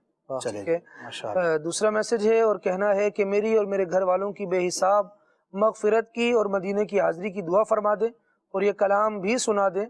کعبے پہ پڑی جب پہلی نظر، کیا چیز ہے دنیا بھول گیا۔ انشاءاللہ۔ اچھا جی، گجراوالا سے میسیج ہے، اور نعت خواں اسلامی بھائی سے ان کا یہ کہنا ہے کہ کلام سنا دیں، دور رہ کر اے دل مدینے سے۔ اللہ اکبر۔ اچھا جی، نعت خواں اسلامی بھائی پلیز مجھے یہ کلام سنا دیں، ہے شہد سے بھی میٹھا سرکار کا مدینہ۔ اور تمام مبلغین سے عرض ہے کہ مدینے کی با ادب حاضری کی دعا کر دیں۔ عمران مقصود بٹ ہیں گجراوالا سے۔ اچھا جی، امیر علیہ سنت دامت برکاتہم العالیہ کی منقبت سننی ہے، اور سرگودا سیال شریف سے میسیج ہے، اور کہا گیا ہے کہ کلام سنا دیں، میرا گدا میرا منگتا میرا غلام آئے۔ ٹھیک ہے جی۔ اسلامی بھائی سے، نعت خواں اسلامی بھائی سے عرض ہے کہ شالہ وزدہ روے تیرا سونا حرم، یہ کلام سنا دیں۔ بہاولپور سے میسیج ہے اور کلام سننا ہے، تنم فرسودہ جہاں پارا، میری الفت مدینے سے یوں ہی نہیں، اس کلام کا بھی میسیج ہے۔ جنہوں نے بالخصوص صحت کے حوالے سے دعاؤں کے لیے کہا، اللہ پاک ان سب مریضوں کو شفا عطا فرمائے۔ مدینہ پاک کی حاضری کے لیے جنہوں نے دعاؤں کے لیے کہا، اللہ پاک انہیں بھی اور ہمیں بھی بار بار با ادب حاضری نصیب فرمائے۔ نعت خوان اسلامی بھائی ایک ایک دو اشعار سے اگر چند کلام آپ پڑھ دیں گے تو انشاءاللہ دل جوئی ہوگی۔ صلی اللہ علیہ محمد صلی اللہ علیہ۔ کعبے پہ پڑی جب پہلی نظر، کیا چیز دنیا بھول گیا۔ کعبے پہ پڑی جب پہلی نظر، کیا چیز دنیا بھول گیا۔ سب ہوش و خرد مفلوج ہوئے، دل ذوق تماشا بھول گیا۔ کعبے پہ پڑی جب پہلی نظر،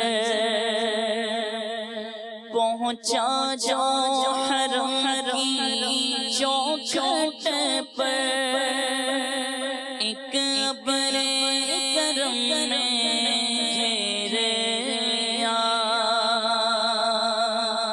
پہنچا جو حرم کی چوکھٹ تک، ایک ابر کرم نے گھیر لیا۔ باقی نہ رہا پھر ہوش مجھے، کیا مانگا اور کیا کیا بھول گیا۔ کعبے پہ پڑی جب پہلی نظر، کیا چیز دنیا بھول گیا۔ سب ہوش و خرد مفلوج ہوئے، دل ذوق تماشا بھول گیا۔ احساس کے پردے لہرائے، ایمان کی حرارت تیز ہوئی، سجدوں کی تڑپ اللہ اللہ، سر اپنا سودا بھول گیا، کعبے پہ پڑی جب پہلی نظر، کیا چیز دنیا بھول گیا، سب ہوش و خیرت مفلوج ہوئے، دل ذوق تماشا بھول گیا، کعبے پہ پڑی جب پہلی نظر،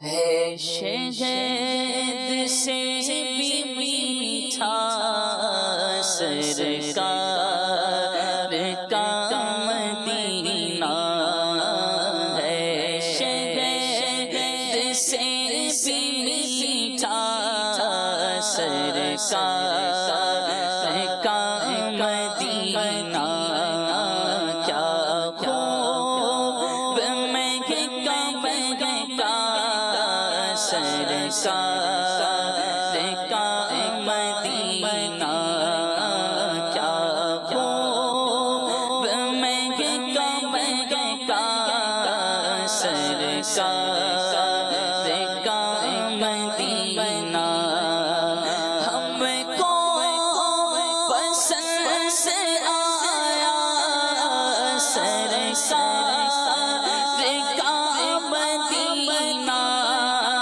ہم کو پسند سے آیا سرکار کا مدینہ، مل کر لگا نعرہ سرکار کا مدینہ، مل کر لگا نعرہ سرکار کا مدینہ، جنت کا حسن سارا اس میں سمٹ کے آیا، جنت کا حسن سارا اس میں سمٹ کر آیا،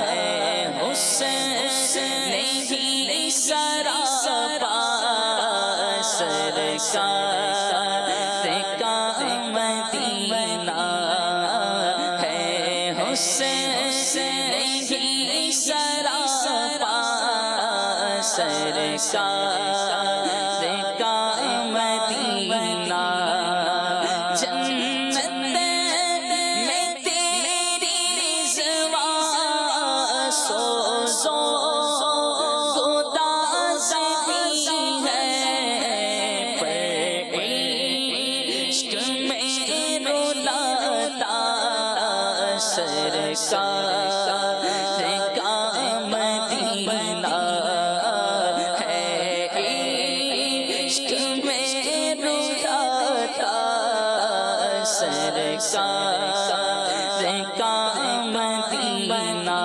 پیرس پہ مرنے والے پیرس کو بھول جاتا، تو بھی جو دیکھ لیتا سرکار کا مدینہ، تو بھی جو دیکھ لیتا سرکار کا مدینہ، اللہ مصطفیٰ کے قدموں میں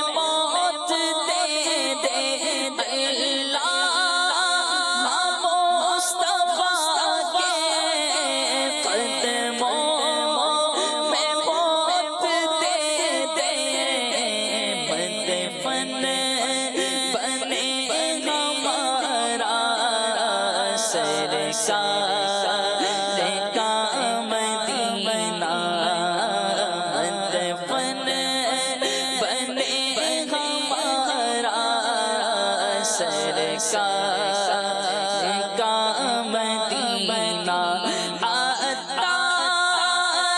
کی دعا ہے تقدیر میں خدا عطار کی دعا ہے تقدیر میں خدا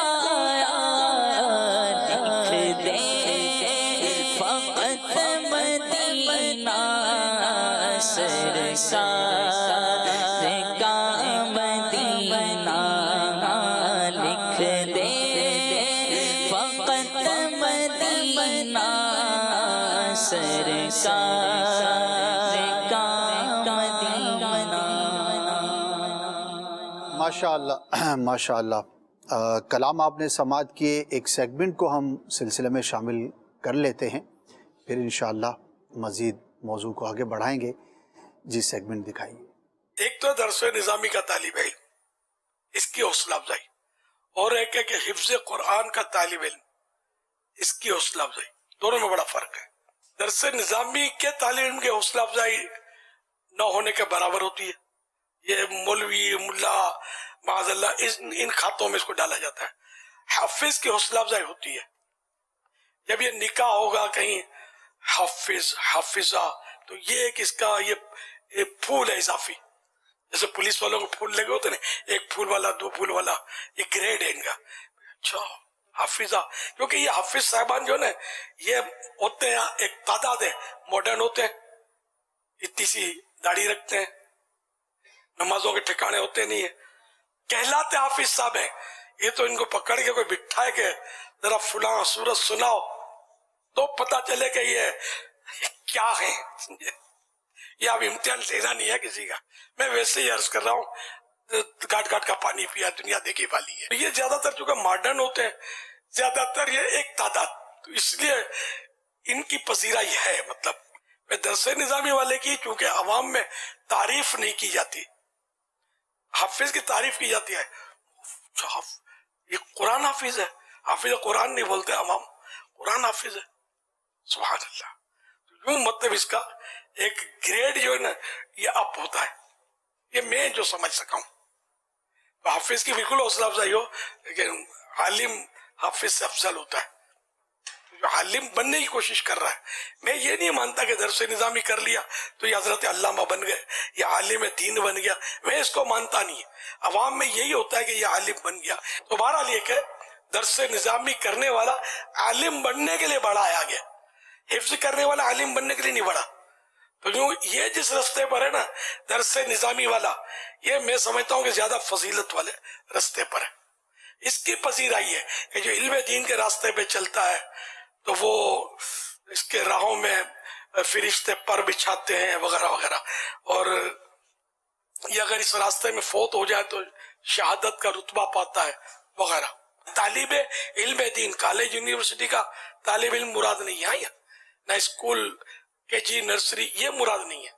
یہ علم دین کو صحیح بات ہے کہ ہم اس کی قدر نہیں کرتے. ان کے فضائل خدا کی قسم اتنے ہیں کہ اگر کوئی سنے نا صحیح معنوں میں دل کے کانوں سے یا دل کی آنکھوں سے اس کو پڑھ لے تو شاید دنیا کے سارے دھندے چھوڑ کے اس میں لگ جائے. ہمارے طلباء کرام پڑھتے ہیں، یقین مانے خوش نصیب ہے. میں نے بارہا طلباء کرام کے وسیلے سے دعائیں مانگتا ہوں، بارہا کبھی یاد آ جاتا ہے. اب بھی دعا کرتا ہوں، یا اللہ طلباء علم دین کے صدقے میری بے حساب مغفرت کر. یہ بہت مطلب خوش نصیب طبقہ، اور سمجھو کہ بڑے بڑے عابدین زاہدین سے اگر کہوں تو یہ طبقہ کسی طرح کم نہیں ہے، علم دین حاصل کر رہا ہے. اس کے لیے رات دن جھکا ہوا ہے کتابوں پر. ان کی قدر کرنی چاہیے، ان کا احترام کرنا چاہیے، اور ان سے صحیح بات ہے دعائیں کروانی چاہیے. یہ اتنا مقدس طبقہ ہے. اب ان میں بھی کیٹیگریز ملیں گی. تو جو اللہ کے لیے یہ کام کر رہا ہے ظاہر فضیلت اسی کی ہوتی ہے جو اللہ کے لیے کام کر رہا ہے، جو اپنے نام و نمود کے لیے یا کسی اور ذاتی مفاد کے لیے کر رہا ہوتا ہے، وہ مراد نہیں ہوتا. ہم تو اس نظر نہیں رکھیں گے ظاہر ہے کہ اللہ کے لیے علم دین حاصل کر رہے ہیں. ہمارے پاس کون سی اسکیننگ مشین ہے اور کون سی شریعت نے اجازت دی ہے یا ہماری ڈیوٹی لگائی ہے کہ ہم چیک کریں کہ کوئی اللہ کے لیے کر رہا ہے اور کوئی مفاد کے لیے یا اپنے نفس کے لیے کر رہا ہے. ہم تو اس نظر رکھیں گے. صلو علی الحبیب صلی اللہ علی محمد. جی ماشاء اللہ، علم دین کے حوالے سے آپ نے مدنی پھول سماعت فرمائے. علم ہے، نالج ہے. دین کا ہو تو کیا ہی بات ہے. اور حقیقی طور پہ دا نالج از پار جو کہا جاتا ہے وہ علم دین ہے. اگر فقط دنیا کا علم ہے اور دین کا ضروری علم نہیں ہے تو گویا کہ آپ محروم لوگوں میں شمار ہوں گے.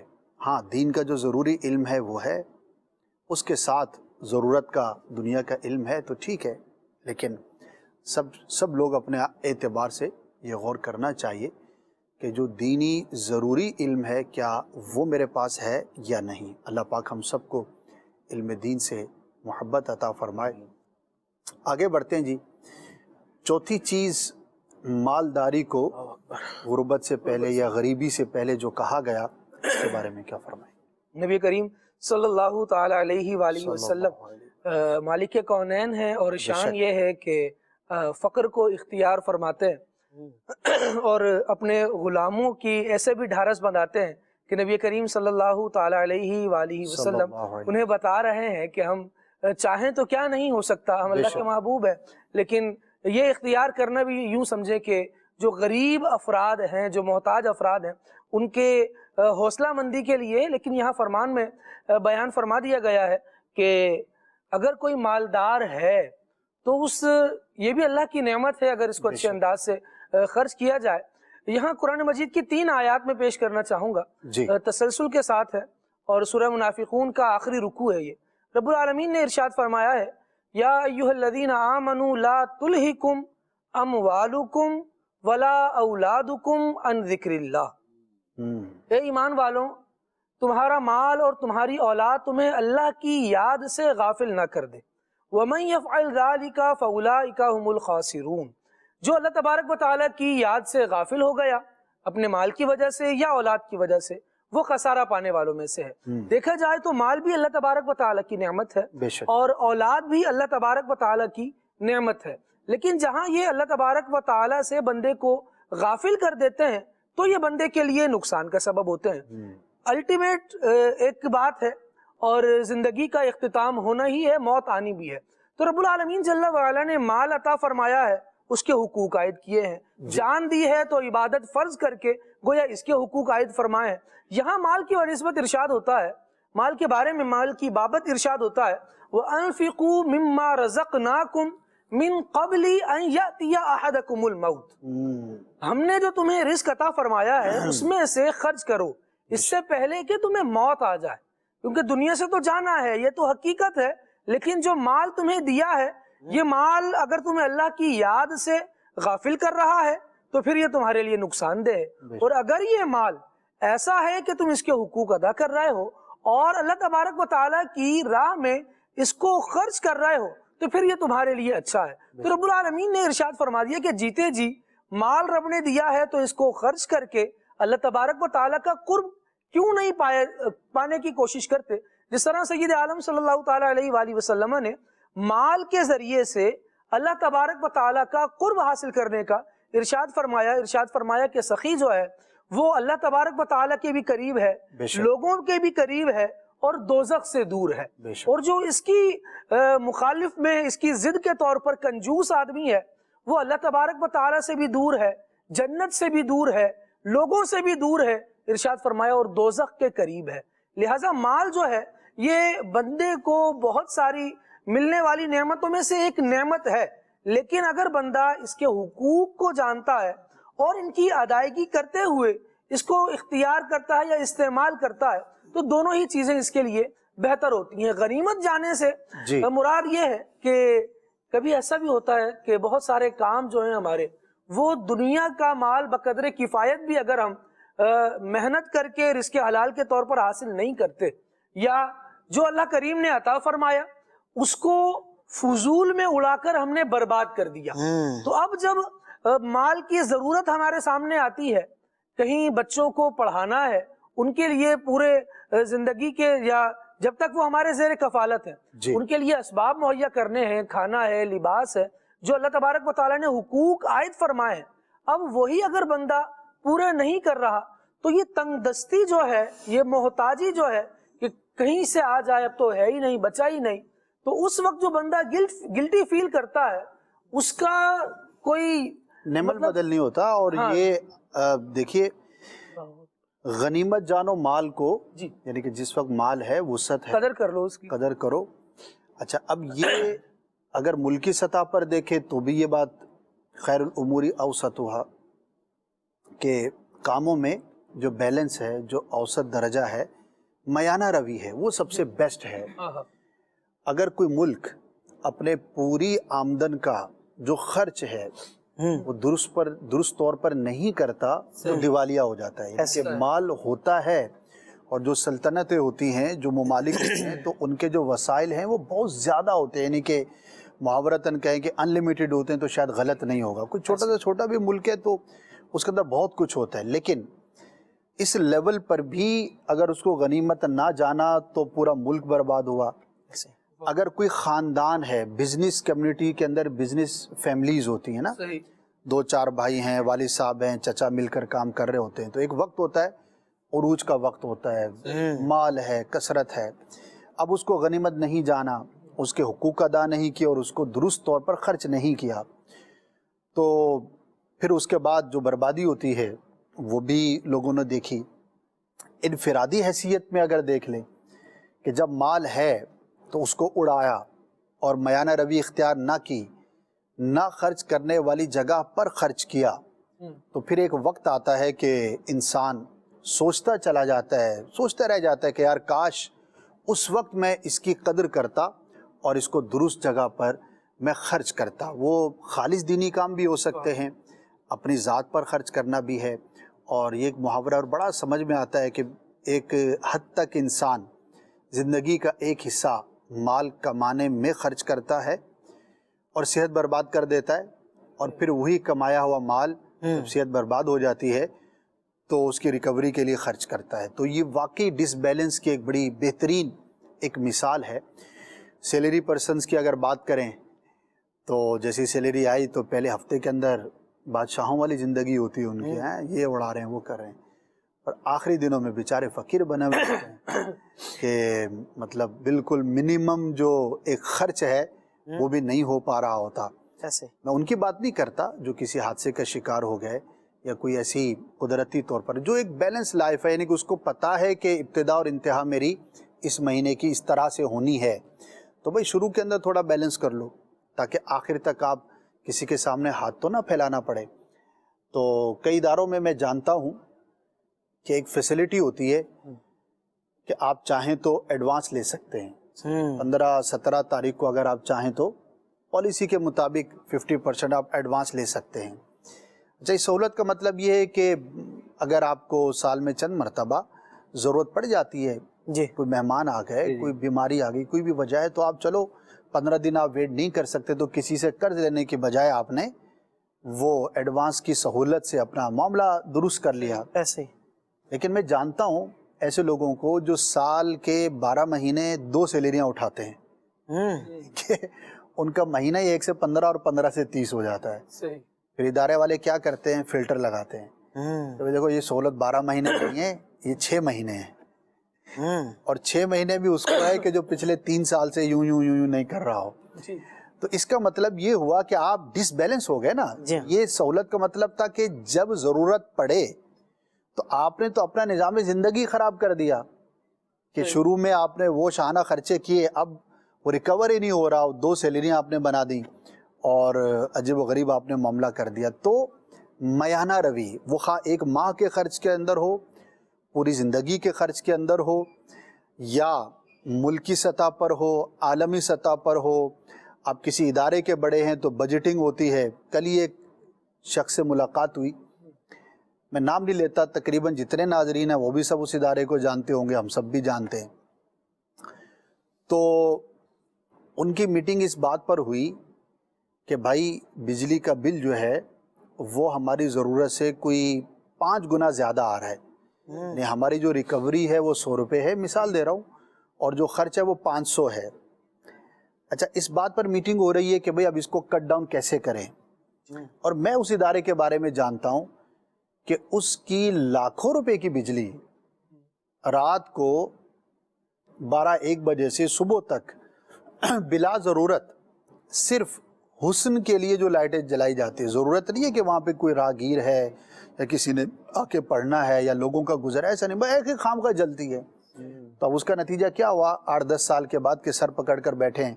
اب ہوتا کیا ہے، جب ایسا ہوتا ہے تو پھر جو وہ کٹوتیاں ہوتی ہیں نا وہ بڑی خطرناک ہوتی ہیں، پھر کئی ضرورت کی سہولت کی چیزوں کو جو ہے نا پیٹ کاٹنا وہ کر آ کے جو اس کے ادارے کے بڑے نے دھمکی دی، جو کہ غلط ہے، نہیں دینی چاہیے، لیکن یعنی ان کا بالکل دیوالیہ نکلنے کے قریب انہوں نے بولا بھائی دیکھو، یا تو آپ سب مل کر 30% اپنے اخراجات میں کمی کر لیں، ورنہ ہو سکتا ہے آپ کی سیلریز پر ہمیں غور کرنا پڑے کہ آپ کی سیلری میں سے ہم بچائیں گے، کیونکہ وہ دیوالیے کے قریب آ گئے۔ تو جب پیسہ تھا اور 8-10 سال پہلے آپ اسٹیبل تھے تو آپ نے اڑایا، آپ نے تزئین و آرائش پہ لگایا، آپ نے ضرورت سے بڑھ کر سہولت سے بھی بڑھ کر تزئین پر آپ نے زینت پر آپ نے خرچ کیا، اور آج آپ یہاں پر کھڑے ہیں کہ آپ کی ضرورت ہی وہ پوری نہیں ہو پا رہی۔ تو مالداری کو فقر سے تنگ دستی سے پہلے غنیمت جانو۔ بجٹنگ جو ہے یہ پراپر ایک ٹاپک ہے، لیکن اللہ تبارک و تعالیٰ نے جس طرح سے اس کو بیان فرمایا ہے، ارشاد ہوا والذین اذا انفقوا لم یسرفوا ولم یقتروا وکان بین ذلک قواما۔ ایمان والوں کی، اور وہ ایمان والے جن کو عباد الرحمن کہہ کے خود اللہ رب العالمین نے مخاطب فرمایا، ان کی علامات کے طور پر اس کو بیان کیا کہ جب وہ خرچ بھی کرتے ہیں تو نہ حد سے زیادہ بڑھتے ہیں، نہ بہت زیادہ کمی کرتے ہیں، بلکہ ان کے درمیان میں رہتے ہیں۔ مفتی احمد یار خان نعیمی رحمۃ اللہ تعالی علیہ نے ایک حدیث پاک کی شرح بیان کرتے ہوئے ایک جملہ لکھا ہے، فرمایا کہ کمانا سب کو آتا ہے، خرچ کرنا کسی کو آتا ہے۔ انسان لے تو لیتا ہے، جس طرح آپ نے بھی ارشاد فرمایا کہ وہ بادشاہ بنا ہوتا ہے لیکن 1 ہفتے کا، پھر اس کے بعد جو فقیری کے دن شروع ہوتے ہیں تو اس میں بندہ وہ کہ اس مالداری کو غنیمت جان رہا ہوتا ہے کہ جب سیلری آئی تھی وہ دن کتنے اچھے دن تھے۔ تو بندے کو خرچ کرنے سے پہلے بھی اس بات پر غور کر لینا چاہیے کہ میری دوبارہ جب ارننگ ہے یا جو میرے پاس پیسے آئیں گے وہ کب آئیں گے، تو جب تک میں چل بھی سکوں گا کہ نہیں۔ تو یہ ساری چیزیں جو ہیں وہ غور سے آتی ہیں۔ جہاں ہم اپنی اولاد کو، اپنے بھائیوں کو، اپنی بہنوں کو یہ سکھا رہے ہوتے ہیں کہ گھر گھرستی کے معاملات کیا ہیں، انہی میں اسد بھائی ایک معاملہ بجٹنگ بھی ہے کہ جتنی آپ کی انکم ہے اس میں آپ نے، چاہے وہ ڈیوریشن آپ کا ویکلی ہے چاہے منتھلی ہے، وہ وقت آپ نے کس طرح سے گزارنا ہے اس کو بھی باقاعدہ سیکھا جائے اور سکھایا جائے۔ کانشیس ہوں گے تو انشاءاللہ ہوگا، ورنہ ڈیفینیٹ ایک لاجیکل ایفیکٹ ہے، نہیں کریں گے تو پھر کرنا پڑے گا۔ خود اگر مینج نہیں کریں گے تو بہرحال ایک وقت آئے گا کہ پھر آپ کو خواہی نہ خواہی بہت ساری چیزوں سے مائنس ہونا پڑے گا۔ اللہ پاک ہمیں میانہ روی اختیار کرنے کی توفیق عطا فرمائے۔ یہاں پر میں ایک چیز ذکر کرنا چاہوں گا، آپ نے جو گفتگو فرمائی ضرورت اور زینت کے حوالے سے، فقہائے کرام بھی شرعی مسائل کی جب تحقیق کرتے ہیں تو اس چیز کو پیش نظر رکھتے ہیں۔ کچھ درجات ہوتے ہیں، جس طرح مختلف کاموں میں ترجیحات ہوتی ہیں کہ پہلے کیا کرنا ہے پھر کیا کرنا ہے، الاہم فالاہم، تو اسی طرح اپنا مال انویسٹ کرنے یا اس کو خرچ کرنے میں بھی ہمارا ایک انداز ہونا چاہیے کہ ہماری پریورٹی ہو کہ سب سے پہلے کیا چیز اہم ہے۔ یعنی ایک ہے ضرورت، جس کے بغیر چارہ ہی نہیں ہے، زندگی دشوار ہو جائے گی۔ ضرورت سے نیچے حاجت آتی ہے۔ اب یہ ہر شخص کے اعتبار سے، ہر ادارے کے اعتبار سے ضرورت حاجت کا دائرہ کار مختلف ہو سکتا ہے۔ ایک ہے ضرورت سب سے پہلے، اس کے بعد ہے حاجت، اس کے بعد ہے زینت، منفعت، پھر زینت، اور پھر آتا ہے فضول۔ تو معاشرے میں پائے جانے والے افراد کی ایک بڑی تعداد نہیں تو ایک خاصی تعداد ایسی ہے جو زینت اور فضول کے درجے میں اتنا پیسہ خرچ کر دیتی ہے کہ جب حاجت اور ضرورت کا وقت آتا ہے تو ان کے پاس کچھ نہیں ہوتا، اور پھر یا تو معاذ اللہ ناجائز رستہ اختیار کیا جاتا ہے، یا پھر کئی جرائم بھی ہوتے ہیں، یعنی اپنی خواہش، اپنی ضرورت کو پورا کرنا ہے، میرے پاس پیسے نہیں ہے میں کیا کروں گا، یا تو ناجائز طریقے سے پھر انکم کریں گے کہ میرے یہ اخراجات پورے ہوں، یا پھر معاذ اللہ وہ جرائم کا اور گناہوں کا جو ہے وہ رستہ اختیار کریں گے۔ تو اے کاش ضرورت اور حاجت حاجت کو ہم پریفر رکھیں تو زندگی جو ہے گویا کہ اعتدال میں آ سکتی ہے۔ مالداری کے وقت جو ہے وہ صحیح ٹائم ہے کہ جب آپ اپنے آپ کو سنبھال سکتے ہیں اور آگے بڑھ سکتے ہیں۔ اللہ پاک ہم سب کو مایانہ روی اختیار کرنے کی توفیق عطا فرمائے۔ ایک اور سیگمنٹ کو شامل کرتے ہیں، کل بھی سیگمنٹس رہ گئے تھے، تو انشاءاللہ پھر جو آخری چیز ہے اس پر بھی انشاءاللہ کلام کریں گے۔ وقت بھی اختتام کی طرف ہے، آئیے نیکسٹ سیگمنٹ کی طرف بڑھتے ہیں۔ مدنی چینل کے ناظرین، ہمارا سیگمنٹ ہے قابل تشویش یعنی کنسرنیبل۔ بہت ساری چیزیں ایسی ہیں معاشرے میں، ہم لوگ اس میں مبتلا بھی ہوتے ہیں اور چل بھی رہی ہوتی ہیں، لیکن ان کی طرف توجہ نہیں ہوتی۔ توجہ ہو جائے تو بچنا بھی آسان ہو جاتا ہے۔ بعض مرض ایسے ہوتے ہیں، بعض گناہ ایسے ہوتے ہیں، بعض خرابیاں ایسی ہوتی ہیں جو نقصان دے رہی ہوتی ہیں، اور ایک ایسی یا وہ کنسرنیبل بات ہے جو نیکیوں کو کھا جاتی ہے۔ جی ہاں، حسد، جیلسی، اور معاشرے میں اتنی عام ہے۔ مال کی وجہ سے لوگ آپس میں دکان، کاروبار، حسن، آواز، مختلف پیشے ہیں، مختلف پروفیشنز ہیں، اسٹوڈنٹس ہیں تو ان کے حسد کے الگ سے میٹرز ہیں، شادی شدہ لوگ ہیں ان کے حسد کے الگ معاملات ہیں، رشتہ داروں میں، فیملیز میں، کاروبار میں اور جاب پر عجیب قسم کے حالات ہیں۔ حدیث پاک کا مفہوم ہے، اللہ کے آخری نبی صلی اللہ علیہ وسلم نے فرمایا حسد سے دور رہو، کیونکہ حسد نیکیوں کو اس طرح کھا جاتا ہے جس طرح آگ خشک لکڑی کو، یعنی آگ خشک لکڑی کو، سوکھی لکڑی کو کتنی جلدی جلا دیتی ہے۔ یہ مثال دے کے بتائے گا کہ حسد نیکیوں کو ایسے کھا جاتا ہے۔ جیلسی نہ کریں۔ اللہ پاک قرآن پاک میں فرماتا ہے ام یحسدون الناس علی ما آتاہم اللہ من فضلہ فقد آتینا آل ابراہیم الکتاب والحکمت وآتیناہم ملکا عظیما۔ یا لوگوں سے حسد کرتے ہیں اس پر جو اللہ نے انہیں اپنے فضل سے دیا، تو ہم نے تو ابراہیم کی اولاد کو کتاب اور حکمت عطا فرمائی اور انہیں بڑا ملک دیا۔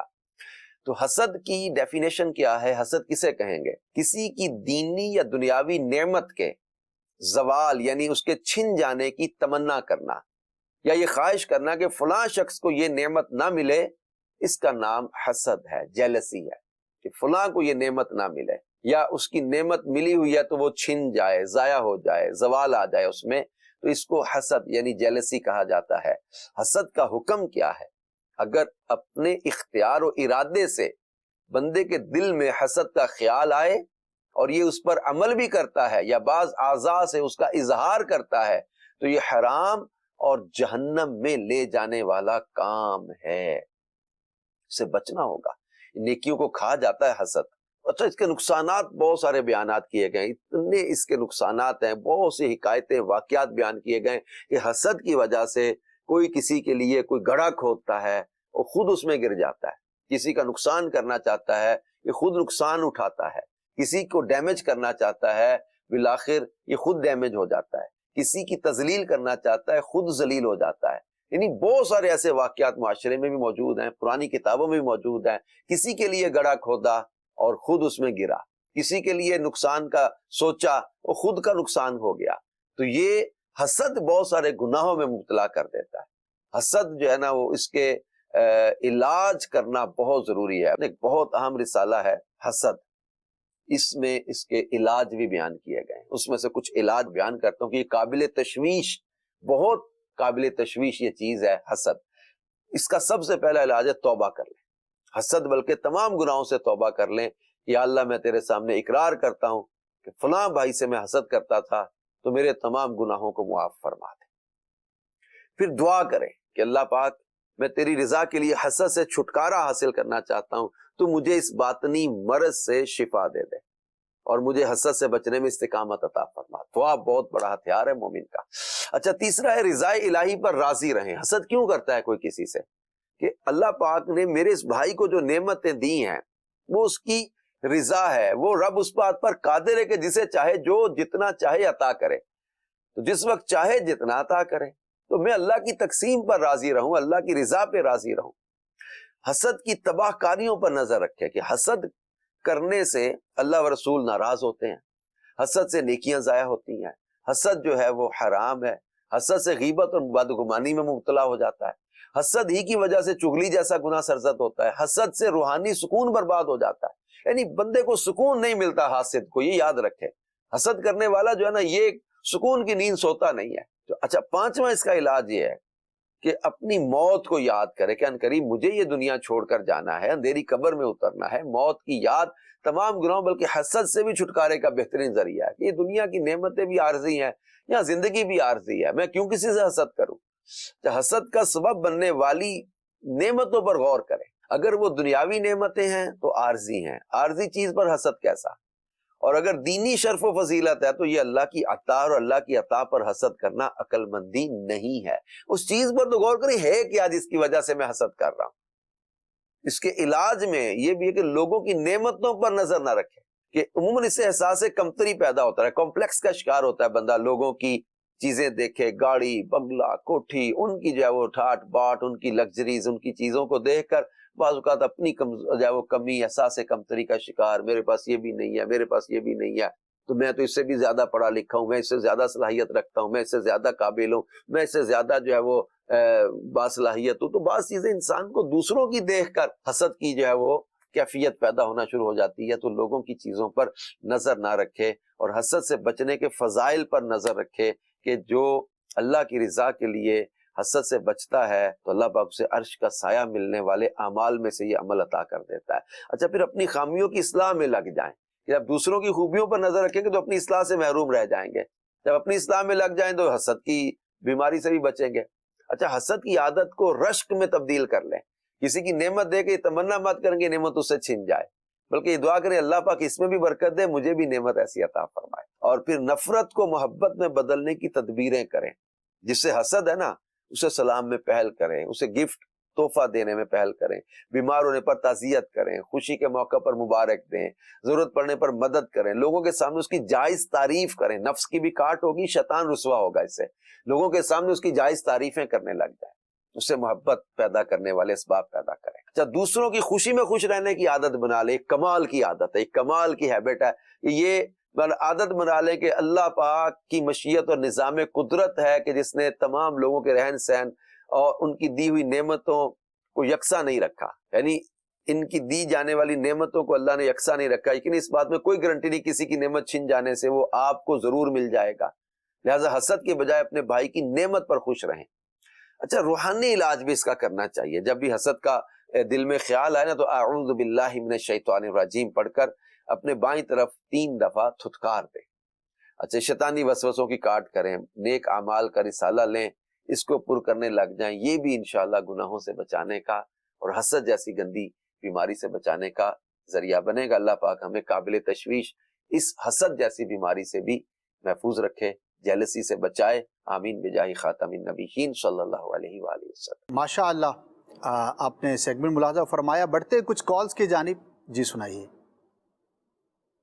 انشاءاللہ کھلے آنکھ صلی اللہ کا پروگرام سلسلہ اپنی بہاریں لٹا رہا ہے. اللہ پاک اس سلسلے کو مزید برکت عطا فرمائے, مزید ترقی عطا فرمائے. میرا آپ سے سوال یہ ہے کہ یہ بتائیں کہ جوانی کیسے گزاری جائے, کہ انسان جوانی میں کون سے ایسے کام کرے جس سے وہ صحت مند بھی رہے اور جوانی بھی اس کی اچھی گزر جائے.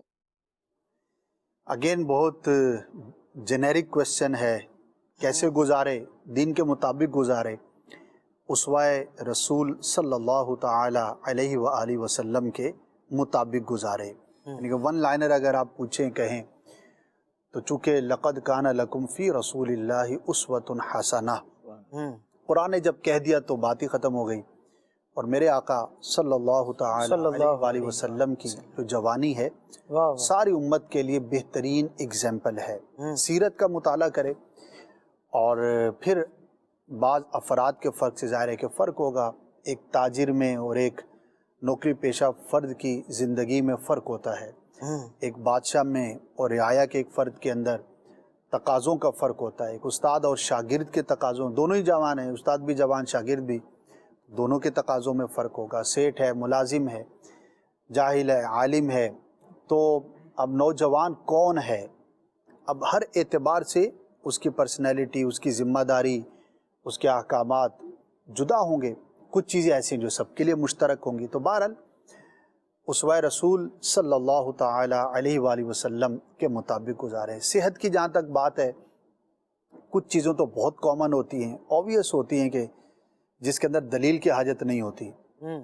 ایک اصول بیان کیا جاتا ہے کہ جو بدیہی چیزیں ہوتی ہیں یعنی کہ بالکل واضح چیزیں ہوتی ہیں تو اس میں دلیل کی حاجت نہیں ہوتی. سورج ہے اس کے لیے کوئی قرآن و حدیث سے ثبوت کی حاجت نہیں ہے. بھئی ہے نظر آ رہا ہے سب کو, اس میں دلائل کی طرف جانے کی حاجت نہیں ہے.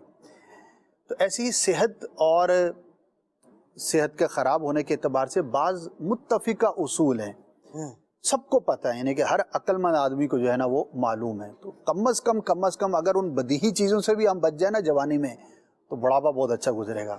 آپ کہیں گے ایسی کیا چیز ہے؟ کس کو نہیں پتا کہ سافٹ ڈرنکس جو ہیں وہ نقصان دہ ہیں؟ کس کو نہیں پتا؟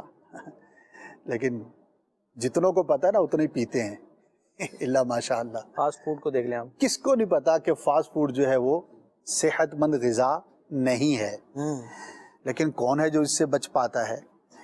تو میں تو اس نتیجے پر پہنچا ہوں کہ یار یہ بہت زیادہ تحقیقات کی کوئی ہے. وزن کم کرنا ہے, وزن کم کرنے کے 3-4 طریقے ہیں بنیادی طور پر.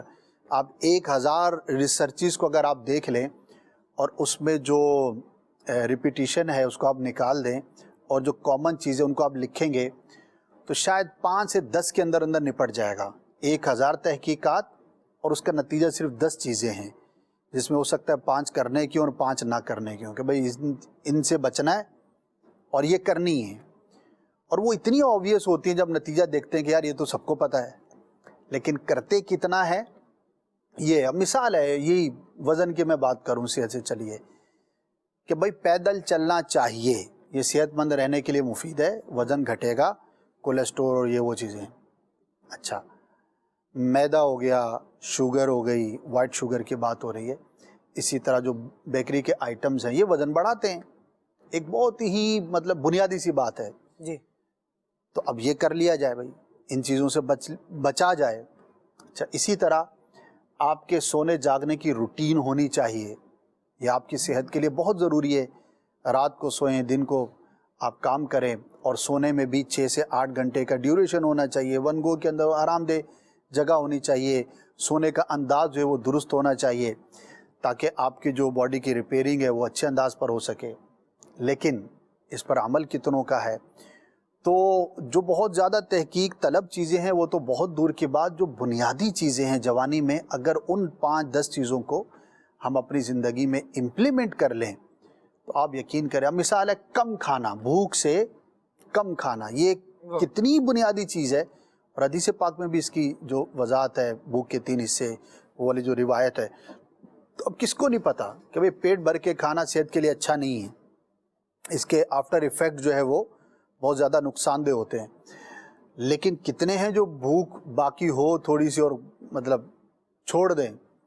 آپ غور کر لیں, میں غور کر لوں تو جوانی میں صحت کے معاملے میں جو بہت آبویس چیزیں ہیں جو آلریڈی آپ کے اور میرے علم میں وہ کر لیں, اور جب وہ ہو جائیں تو پھر جو تحقیق طلب چیزیں ہیں بہت ساری ہیں, وہ تو پھر ایک لمبی لسٹ ہے کہ یہ بھی کریں تو وہ بھی کریں, تو وہ پھر ایک اسپیسیفیکیشن ایک الگ ہو جاتی ہے. تو اللہ پاک ہمیں توفیق عطا فرمائے کہ ہم اپنی صحت کے معاملے میں جوانی میں کانشیس ہو جائیں, کہ ہم اس کے بارے میں غور و فکر کرنے والے, محتاط ہو جائیں, تو انشاءاللہ بہت ساری چیزوں سے ہم بچنے میں کامیاب ہوں گے. اب جو وقت باقی ہے اس میں جو 5ویں چیز تھی اس پر میں چاہوں گا کہ تینوں اسلامی بھائی کچھ نہ کچھ کلام فرمائیں, اور اگر مختلف پہلو بیان ہو جائیں تو بہت ہی اچھا. زندگی کو موت سے پہلے غنیمت جانو کیسے. نبی کریم صلی اللہ تعالیٰ علیہ وآلہ وسلم کے اسوہ حسنہ پر عمل کرنا اس کا ایک ون لائنر ہو سکتا ہے, لیکن جب زندگی ہے تبھی تو ان اعمال کا سلسلہ بندے جاری رکھ سکتا ہے جو اسے اللہ تبارک و تعالیٰ کا قرب عطا کرتے ہیں. لیکن اگر ایک بات ہم اپنے ذہن نشین کر لیں کہ ہمیں بہت زیادہ جو عبادات ہیں نا جی, وہ ہم سے مطلوب شرع نہیں ہے, گناہوں سے بچنا یہ زیادہ مطلوب ہے. زندگی کا مقصد یہ ہے کہ رب کو راضی کر کے بندہ جنت کا داخلہ اور اس کی رضا حاصل کر سکے. تو رب العالمین نے بیان فرمایا ہے کہ اگر تم ان کبیرہ گناہوں سے بچو جن سے بچنے کا تمہیں حکم دیا گیا ہے تو ہوگا کیا, نکفر عنکم سیئاتکم, جو تمہارے چھوٹے گناہ ہیں رب العالمین جل وعلا ان کو معاف فرمائے گا. وندخلکم مدخلا کریما, اور تمہیں جنت میں داخلہ بھی عطا فرما دے گا. تو زندگی میں ہی گناہوں سے بچنا ہے اور زندگی ہی کو غنیمت جانیں گے, یہی اللہ تبارک و تعالیٰ کو راضی کرنے کی کوشش کریں گے تو ہی کامیاب ہو سکیں. سبحان اللہ. جی عمر بھائی, زندگی کو موت سے پہلے غنیمت جانو. میں اگر ون لائنر اس کو تھوڑا سا ڈیفائن کرنا چاہوں تو وہ یہ بات ہوگی کہ زندگی کو موت سے پہلے غنیمت جانو, یعنی اپنے مقصد حیات کو پہچان لو. اللہ پاک نے آپ کو کیوں پیدا کیا ہے؟ قرآن مجید فرقان حمید نے ہماری بڑی زبردست اس حوالے سے رہنمائی فرمائی ہے کہ ہمارا مقصد حیات جو ہے وہ اللہ تبارک و تعالیٰ کی عبادت ہے.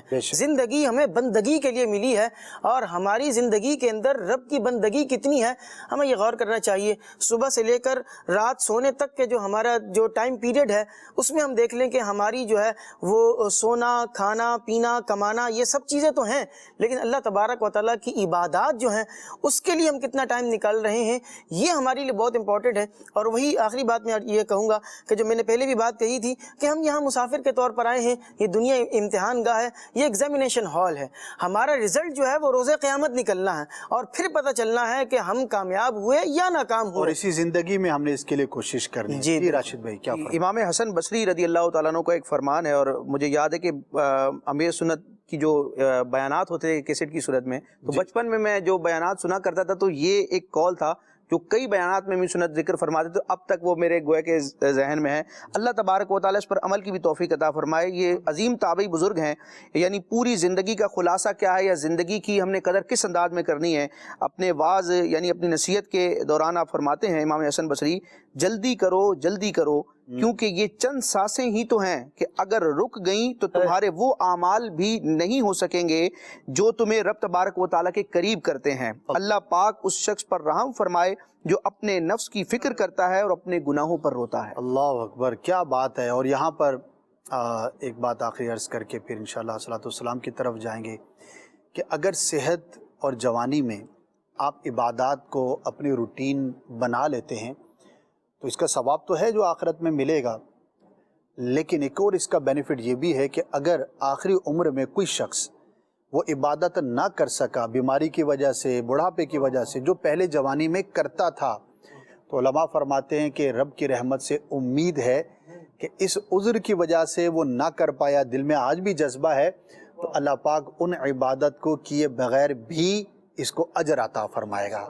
تو اپنی ابتدائی زندگی کو جتنا قیمتی بنا لیں گے تو انشاءاللہ زندگی کا آخر بھی اچھا ہوگا, اور زندگی کے بعد جو موت ہے اور جو برزخ اور آخرت کا جو سفر ہے وہ بھی بہتر ہوگا. ہم دعا کرتے ہیں کہ اللہ پاک ان سب نصیحتوں پر ہم سب کو عمل کرنے کی توفیق عطا فرمائے, اور ان سب پر اسی زندگی میں ہی ظاہر ہم نے عمل کرنا ہے.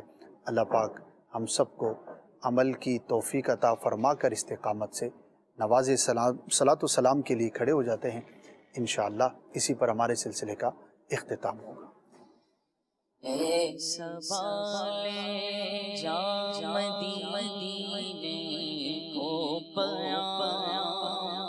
عرض کرتے ان سے باسط تیرا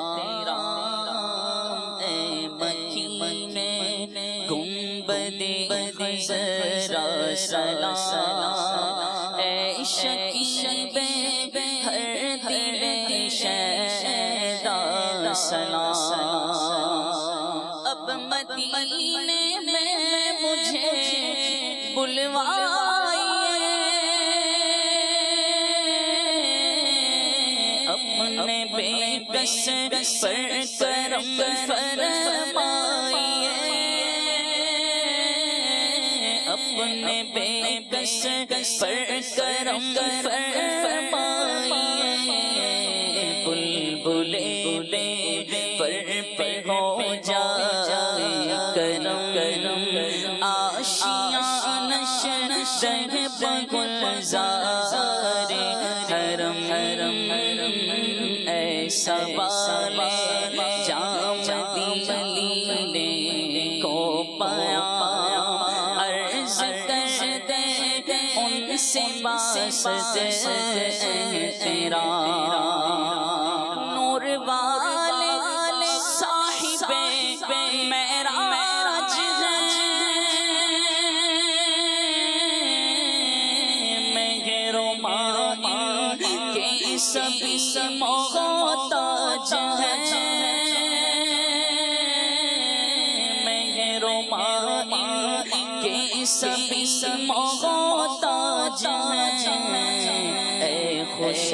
شب تیرا سائے اقترت باز آور دی گدایا بدرد سوال جام مدینے کو پایا عرض کرتے ان سے باسد تیرا